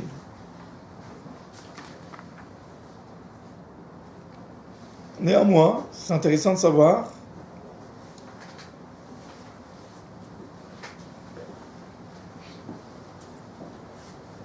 ce qui est dit dans le Zohar. Tikkun Zohar, il dit des choses comme ça. Bien qu'il ait dit dans le peuple de Jacob, d'Israël, il n'y a pas de devin et de magicien, donc il ne faut pas pratiquer la magie et les arts divinatoires. Le Zohar continue, Barnash tsarir leminda kola. Un être humain, il doit tout savoir, il doit tout connaître. Va filo halachim, même la sorcellerie. Donc idéalement, le Zohar il dit, de par la plénitude de l'être humain, de connaître toutes les sciences. Parce que c'est l'univers de Dieu. C'est le monde que Dieu a créé. Y compris la sorcellerie. Pas pour la pratiquer, mais pour maîtriser, pour savoir, pour connaître le monde qu'Hachem a créé. Donc dans le principe, idéalement, la connaissance de cela, ça fait partie de la plénitude humaine, idéale. Mais nous, je suggère que d'abord on fasse tout le Shulchan Aruch. Une fois qu'on aura fait le Shulchan Aruch, une fois qu'on a maîtrisé tout le Shulchan Aruch, on peut commencer la sorcellerie, c'est pas grave. La Gemara, le Midrash, tout ça, tout comme les autres sciences.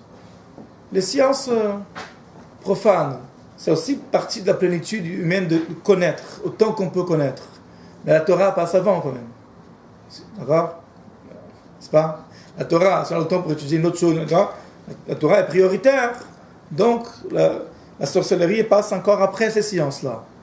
Mais dans le principe, c'est encore une connaissance.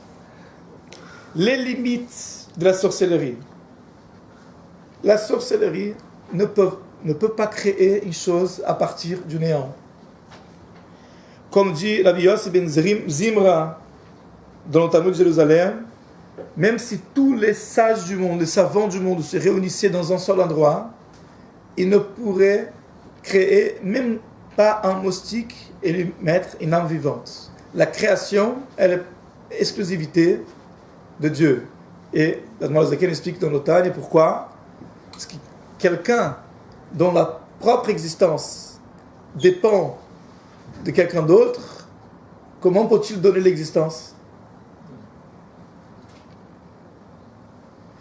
seul celui dont l'existence ne dépend de rien d'autre, il détient l'existence, c'est le seul, lui, il peut accorder, octroyer l'existence. Ça, c'est un sujet de Racidoute qui réclame peut-être plus d'explications, mais c'est tout simple que ça. Si je n'ai pas d'argent, je ne peux pas donner de l'argent. Si je n'ai pas d'existence propre, parce que je ne suis pas capable de me maintenir moi-même existant. Moi-même exister, je dépends d'une force qui me rend existant. Donc comment pourrais-je te rendre existant? C'est pas possible. Le golem. Le golem a été fait de la terre. Ouais, mais Il n'a pas créé ex nihilo. Il a créé la vie à partir de quelque chose qui ne doit pas donner la vie.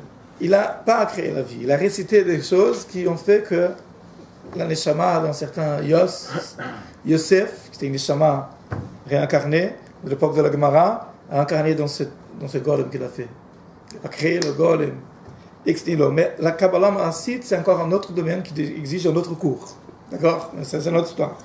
Mais en tout cas, même la Kabbalah Ma'asit, et encore moins la sorcellerie, ne peut pas créer une nouvelle chose. Elle ne peut que transformer un morceau de bois en âne, par exemple, ou de l'eau en scorpion.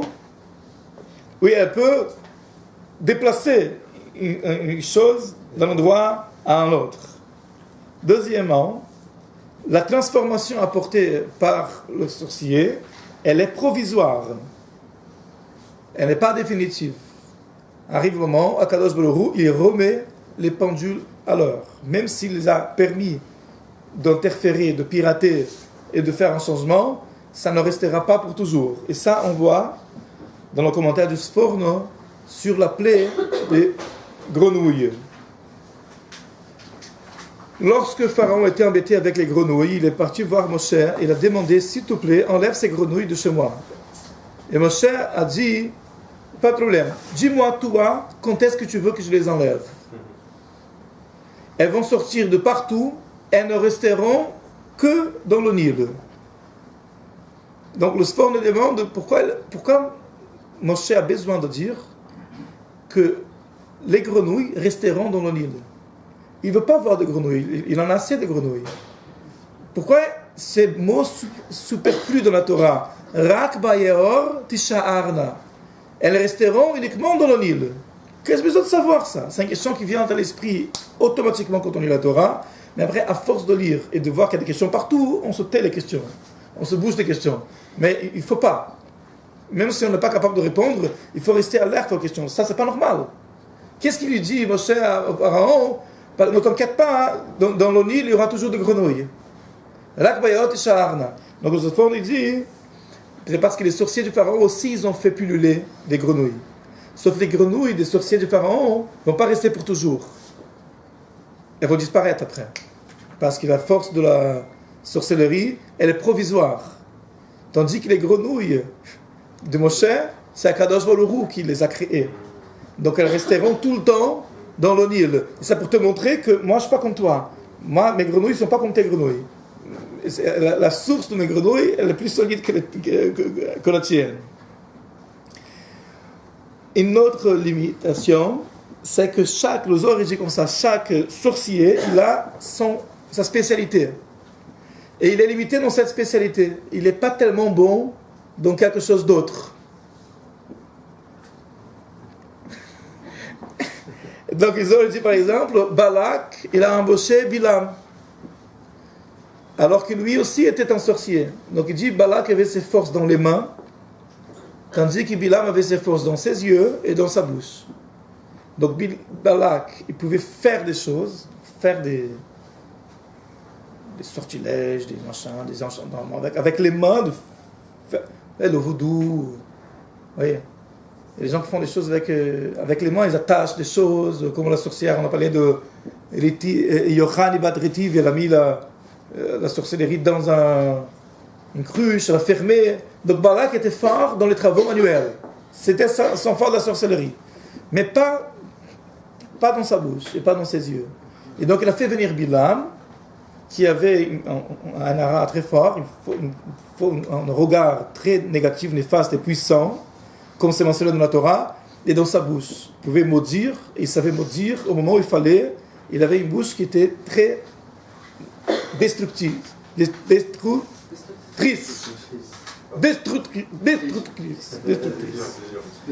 Destructrice. Et donc, il a fait venir Bilam. L'un sans l'autre, ils ne pouvaient pas fonctionner. Quatrième, on a vu, au contact de l'eau, elles se fondent, les sorcelleries. Comme l'histoire de l'âne qui est redevenu un morceau de bois. Pourquoi? Quel rapport l'eau? Donc, au Sefer Hasidim, la Yehuda Chassid, il dit, parce que l'homme a été créé de la terre. Donc, quand l'homme il fait une sorcellerie, ça ne porte que sur l'élément terre.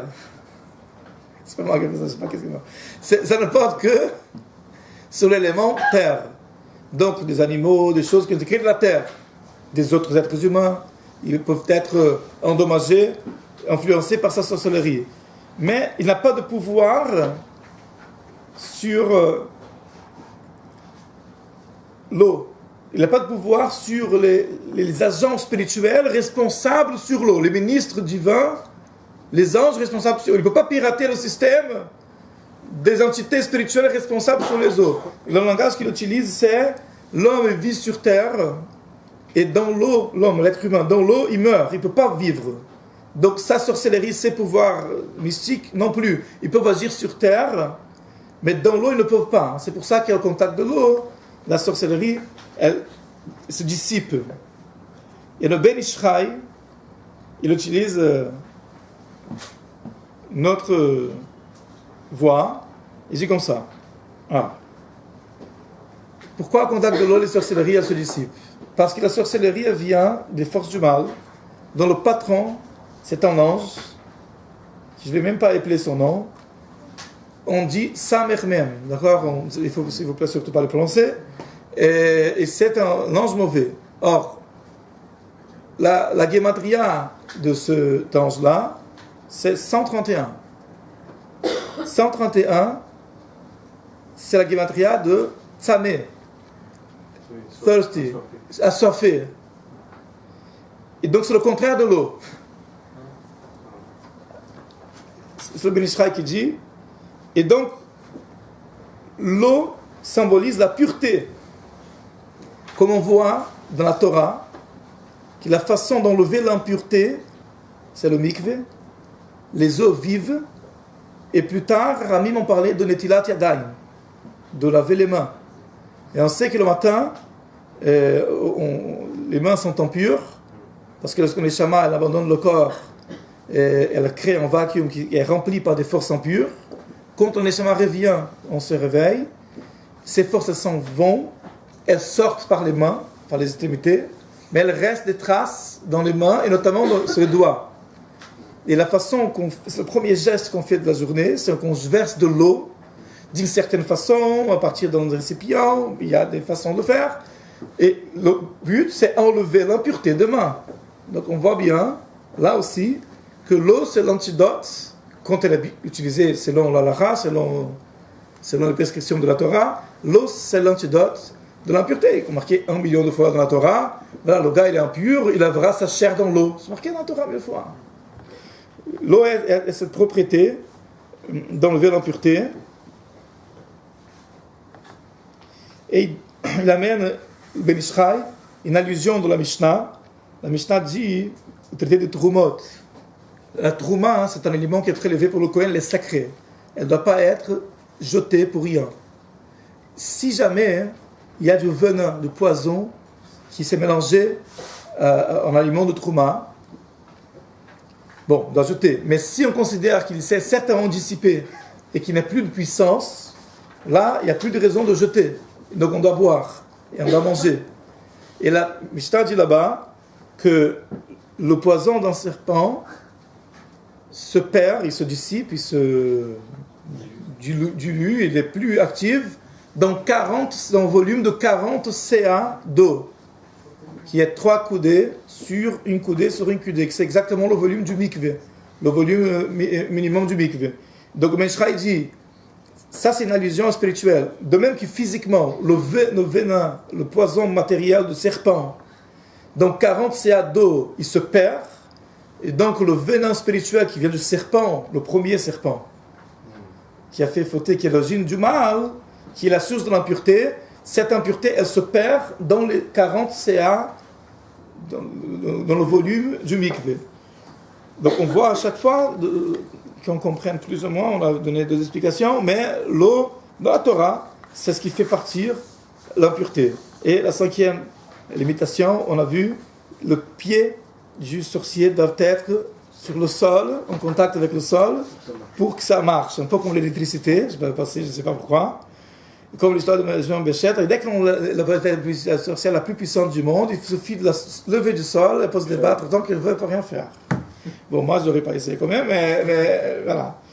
C'est ce qui est marqué dans la Gemara. Maintenant, c'est la raison pour laquelle, d'après un avis de Psik Tarabati, les sorciers du pharaon n'ont rien pu faire contre la plaie des poux. Donc, il y a une explication qu'a parlé dans la Rashi du Rumash, parce que la sorcellerie n'a pas de pouvoir à quelque chose qui est moins que la taille d'une orge, une chose comme ça. Mais il y a un autre avis, c'est parce que la poussière de la terre est devenue de poux. Donc les pieds des sorciers n'étaient pas en contact avec la terre, ils étaient sur le poux. Toute la poussière est devenue de poux. Donc les poux, c'est des animaux, c'est pas de la terre. Et donc une fois qu'ils n'avaient pas leurs pieds sur le sol, ils étaient neutralisés. Ça, c'est la deuxième raison pour laquelle on apparaît dans le Midrash que les sorciers égyptiens, ils n'ont rien pu faire contre la plaie des poux. Mais pourquoi en effet? Là aussi, on va se demander pourquoi en contact avec le sol, c'est différent, et quand on n'a plus contact avec le sol, le sorcier ne peut pas agir. Alors, d'après ce qu'on a vu du... Justement, je justement parle de Benishra.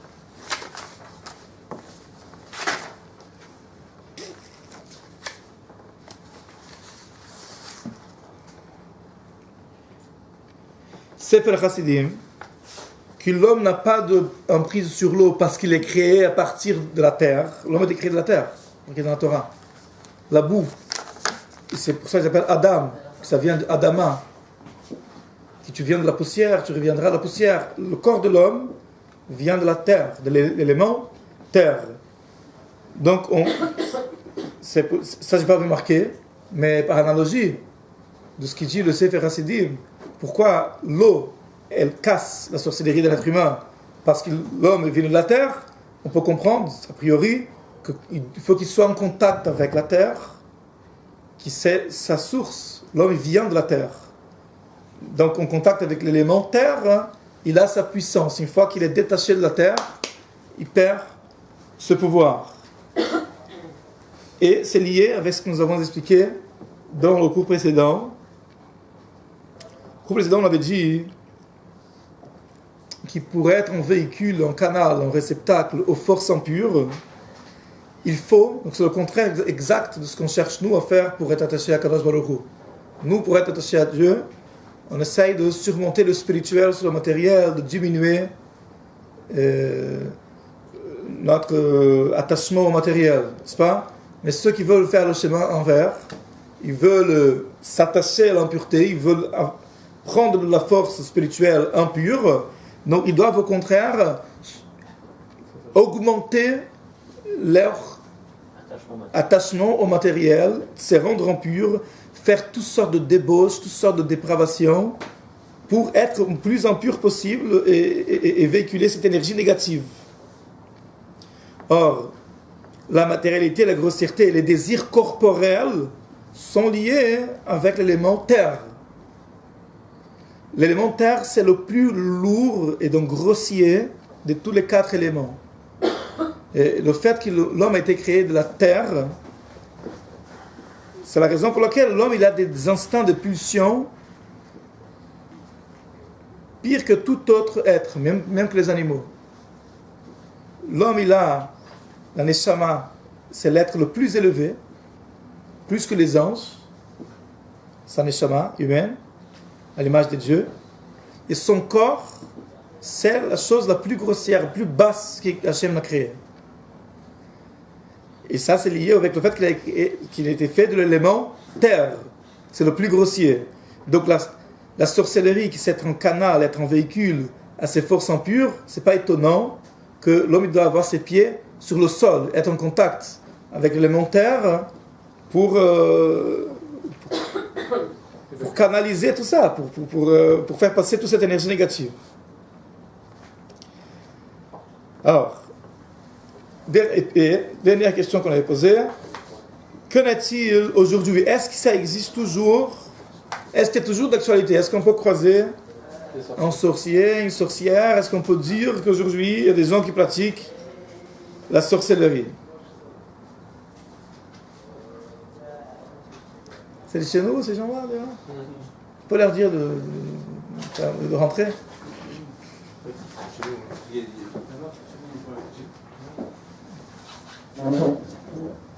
Puisqu'on va en finir, là, ils vont rater la fin. Attends.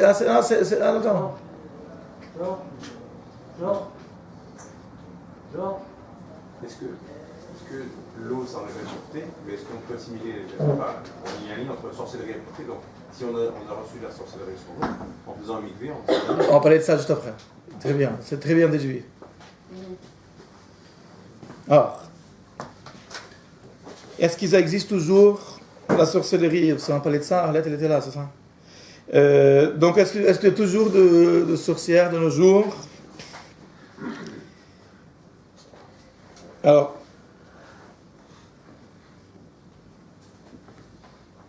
beaucoup de sources juives parlent du déclin, de la diminution, heureusement, de la force, de la présence, de l'activité des sorciers dans une époque plus récente. Le Tosfot et d'autres des commentateurs anciens du Talmud, le premier commentateur du Talmud, ils expliquent pourquoi, c'est la raison pour laquelle il y a plusieurs mises en garde dans le Talmud, ne pas faire telle chose ou telle chose, parce que c'est caché les kshafim. C'est mauvais pour attirer la sorcellerie, et c'est des choses qu'on ne fait pas attention aujourd'hui. On constate que les gens froment, ils ne font pas. Donc le Tosfot dit, parce qu'aujourd'hui c'est moins commun, il y a moins de sorciers, de sorcières, des choses comme ça. Il est dit dans le Talmud que Abaye, l'Amora, il a réussi à expulser les démons des endroits habités. Et comme nous avons dit dans le cours précédent, toute la raison pour laquelle Hachem a créé la sorcellerie, c'est pour donner le libre choix à l'être humain, qu'il voit que d'un côté, il y a les tzadikim qui sont au-dessus de la nature, qui opèrent des miracles. Donc il faut qu'il y ait une force surnaturelle aussi dans le côté impur, sinon ça va être évident que la vérité de la Torah. Il faut que les gens ils ont des miracles aussi de l'autre côté. Il faut que les sorciers puissent faire des choses surnaturelles. Il faut qu'il y en a qui marchent sur les eaux, etc. Pour qu'il y ait un choix, pour que ça appelle au discernement de l'homme. Ils n'ont pas obligé à choisir la vérité. Maintenant, aujourd'hui, où il y a moins de tzadikim, en tout cas de tzadikim dévoilés, il y en a moins, on voit moins, et de tzadikim qui opèrent des miracles, il doit y avoir certainement, mais il y a de moins en moins. Donc, puisque du côté de la Kedusha, il y a moins de manifestations surnaturelles, automatiquement c'est moins nécessaire. Donc, Hachem aussi il enlève la puissance du côté négatif. Il n'y a aucun besoin sinon. C'est pour faire un équilibre. Là, étant donné que le côté de la Kedusha est en déclin, dans le côté impur également. Néanmoins, il y a un Rav appelé Menashe Ben Israël, dans un livre Nishmat Chaim. C'est vrai que de façon générale, il y a une baisse dans la pratique de la sorcellerie, mais il y en a qui habitent dans les pays d'Orient, notamment en Inde, et qui continuent les traditions qu'ils ont reçues des fils d'Abraham avec sa concubine, et la présence de ces pouvoirs impurs, elles resteront jusqu'à la venue du Mashiach. Comme ça, le Rav Menashe Ben Israël le dit, Et en effet, il y a plusieurs règles d'Halakha, dans le Shulchan Aruch, qui sont liées à ne pas faire des choses qui vont nous exposer à la force de sorcellerie. Puisque ces halachot sont d'actualité, elles figurent dans le Shulchan Aruch, même si beaucoup de choses du Talmud n'ont pas été homologuées dans le Shulchan Aruch à ce sujet, ce qui montre qu'on tient moins compte de ça. Mais il y a pas mal de choses que oui, telle et telle chose c'est interdit de faire parce que ça nous rend vulnérables à la sorcellerie. On entend de là qu'il est possible, certainement ça doit exister. Maintenant, la plus grande preuve que ça existe quelque part, ce sont les lettres du Rabbi qu'on a préparées pour vous dans la deuxième feuille, ceux qui ont reçu la deuxième feuille, notamment donc, des personnes qui ont écrit au Rabbi. Il y a des gens qui ont posé la question au cours dernier. J'ai donné à peu près la réponse du Rabbi, mais là la réponse elle est précise. Tout simplement, des personnes. Le Rabbi a reçu pas mal de lettres, je ne sais pas si vous êtes au courant. Il y a 9000 lettres du Rabbi qui sont traduites aujourd'hui en français. Ça, c'est des gens qui ont bien voulu remettre leurs lettres et autoriser que ça soit publié, sans leur nom. Mais le Rabbi, tous les jours, il répondait à des lettres. Donc, parmi, il a vu des vertes et des pas mûres. C'est-à-dire, il y a n'importe quand qu'on a posé comme question. Et entre autres, il y en a certains qui ont écrit au Rabbi en demandant, voilà, je pense que je suis victime de sorcellerie, il y a quelqu'un qui est en train de me jeter en sort, qu'est-ce que je peux faire? Et le Rabbi ne leur répond pas, c'est des bêtises. On constate, on va le dire ensemble, le Rabbi ne répond pas, ben c'est des bêtises ça, tu es en train d'imaginer des choses. Il leur dit comment il faut réagir à ça. Donc de là on voit que ça pourrait exister toujours, et en même temps ça vient répondre à notre dernière question, qu'est-ce qu'on doit nous faire pour être protégés de ce genre de choses. Donc on peut lire ensemble, c'est toujours intéressant, l'aide du Rabbi, c'est jamais un perte de temps. Donc la première, 7 Tishri, 116, je vous salue et vous bénis. Je fais réponse à votre lettre du 3 Tishri, dans laquelle vous me parlez d'une certaine personne. Comme vous le précisez, d'aucuns disent qu'on lui a jeté un sort, ce qu'à Dieu nous plaise. Vous me demandez ce que j'en pense. Vous direz à cette femme d'oublier complètement tout cela. Alors, les Asir Data, c'est pas oublier complètement, c'est détourner son esprit. Pas exactement la même chose. C'est un peu mal traduit, avec mes excuses, M. Raimelou. Les Asir Data Legamri, ça veut dire elle doit détourner son esprit de ça.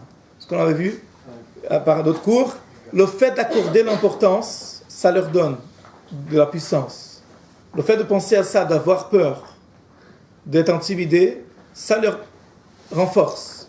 Donc le Rabbi dit, il faut détourner ton esprit, penser à des bonnes choses. Elle prendra l'engagement d'appliquer scrupuleusement les mitzvot du Tout-Puissant, en général, celles qui sont confiées aux femmes en particulier, surtout les lois de la pureté familiale, de la Nida.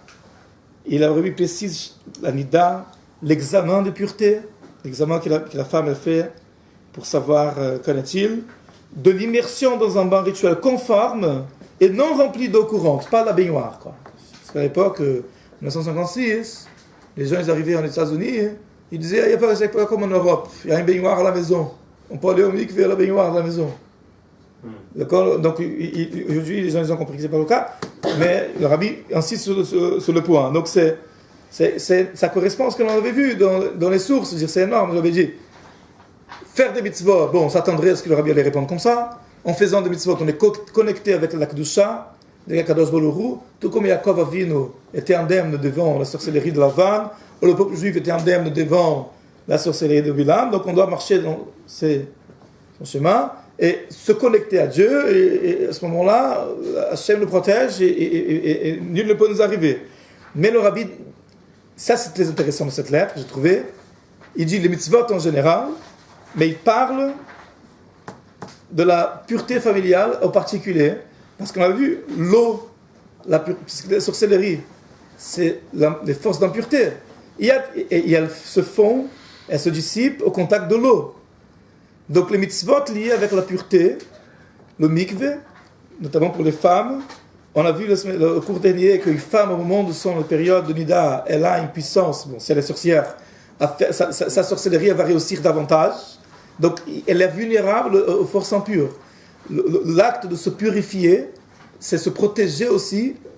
Quelqu'un qui ne respecte pas ses lois, donc il est en train de garder en lui des forces impures. Il va rester donc vulnérable à une attaque de ce côté-là de quelqu'un d'autre qui va utiliser ses forces impures contre la personne.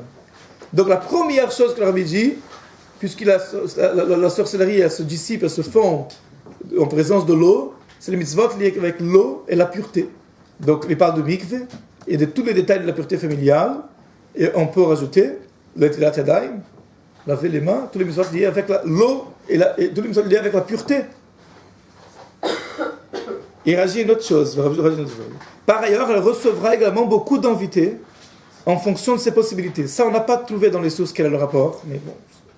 Par exemple, Hanasat Olchim, le fait de faire l'hospitalité, de faire la bonté, recevoir d'invités, c'est aussi un bouclier contre ça. Son mari fera vérifier cette filine et les mezuzot, leur maison, pour assurer qu'elles sont cachères, conformément à l'halakha, parce que ce sont des choses qui protègent. Mezuzah, c'est connu, c'est gardien à la porte. La mezuzah doit être cachère. Le Rabbi insisté énormément sur ce sujet par rapport à tout, y compris des choses spirituelles comme ça. Et le tefillin, c'est ce qui fait peur aux ennemis d'Israël. Donc ça aussi, ça fait partie de la sécurité. Chaque matin de semaine, avant Shacharit, il donnera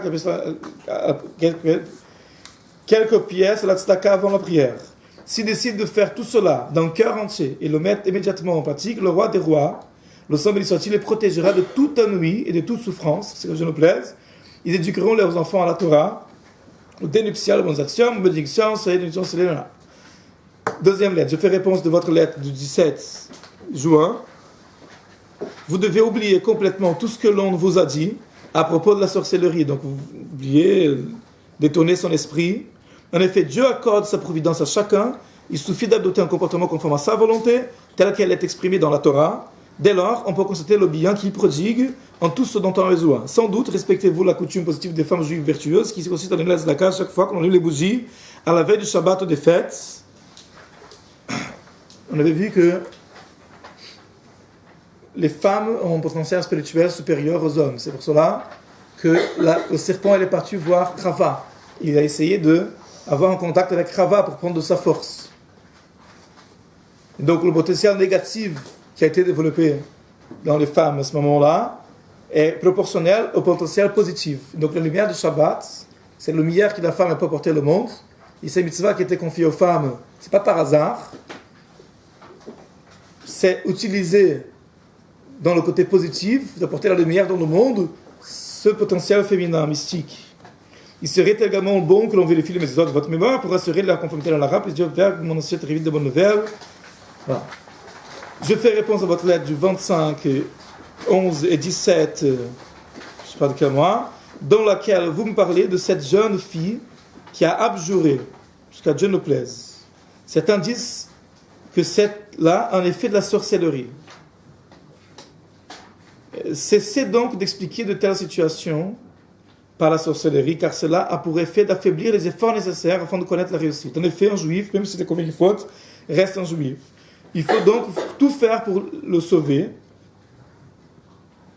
y compris en empruntant les voies de la nature. En l'occurrence, il a sûrement des causes naturelles qui l'ont conduit à cette démarche effroyable.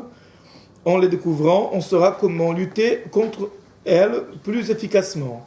Mais en outre, il faut déterminer si cette jeune fille est née dans la pureté, c'est-à-dire si la relation avec sa mère était permise, d'après la Torah, la loi de la Torah, lors de sa conception. S'il y a une déficience en la bachère, ce que Dieu nous plaise, les parents doivent prendre la ferme résolution pour l'avenir de respecter scrupuleusement, avec attention, les principes et les règles de la pureté familiale, de la manière qui convient. Donc, la Bible dit que un comportement étonnant dans le négatif des enfants, ça peut venir du fait qu'au moment de la conception, les parents n'ont pas respecté les lois de la pureté familiale. Et ce qui est intéressant, c'est que le Rabbi dit que ça peut se corriger rétroactivement. Si à partir de ce moment, les parents ils font la pureté familiale, et même si la femme n'est plus en âge de devoir le faire régulièrement, qu'elle aille au mikvé une fois, mais comme il faut, faire la médication, chef d'équipe, et faire les examens comme il faut s'examiner, voir qu'il a là, aller au mikvé une fois. elle va être pure, et ça, parce que c'est une tchouva, elle fait ça pour faire un tikkun, réparer le passé, ça a un effet rétroactif sur l'enfant qui est déjà né il y en a des dizaines d'années. Voilà, en effet, l'influence positive est exercée sur son prochain pour rectifier le passé jusqu'à un certain point. Dieu sonde les cœurs et quand il verra leurs bonnes décisions en ce domaine, il augmentera sa bénédiction afin que l'action de sauvetage des âmes juives soit fructueuse. Puisse Dieu faire que vous me donniez des bonnes nouvelles de cela avec bénédiction, le rabbi. Vous verrez également, ce n'est pas lui, en l'occurrence, en mettant sur un plaisir, on a adopté une conclusion positive. Mais, je vais juste vous raconter une anecdote pour finir.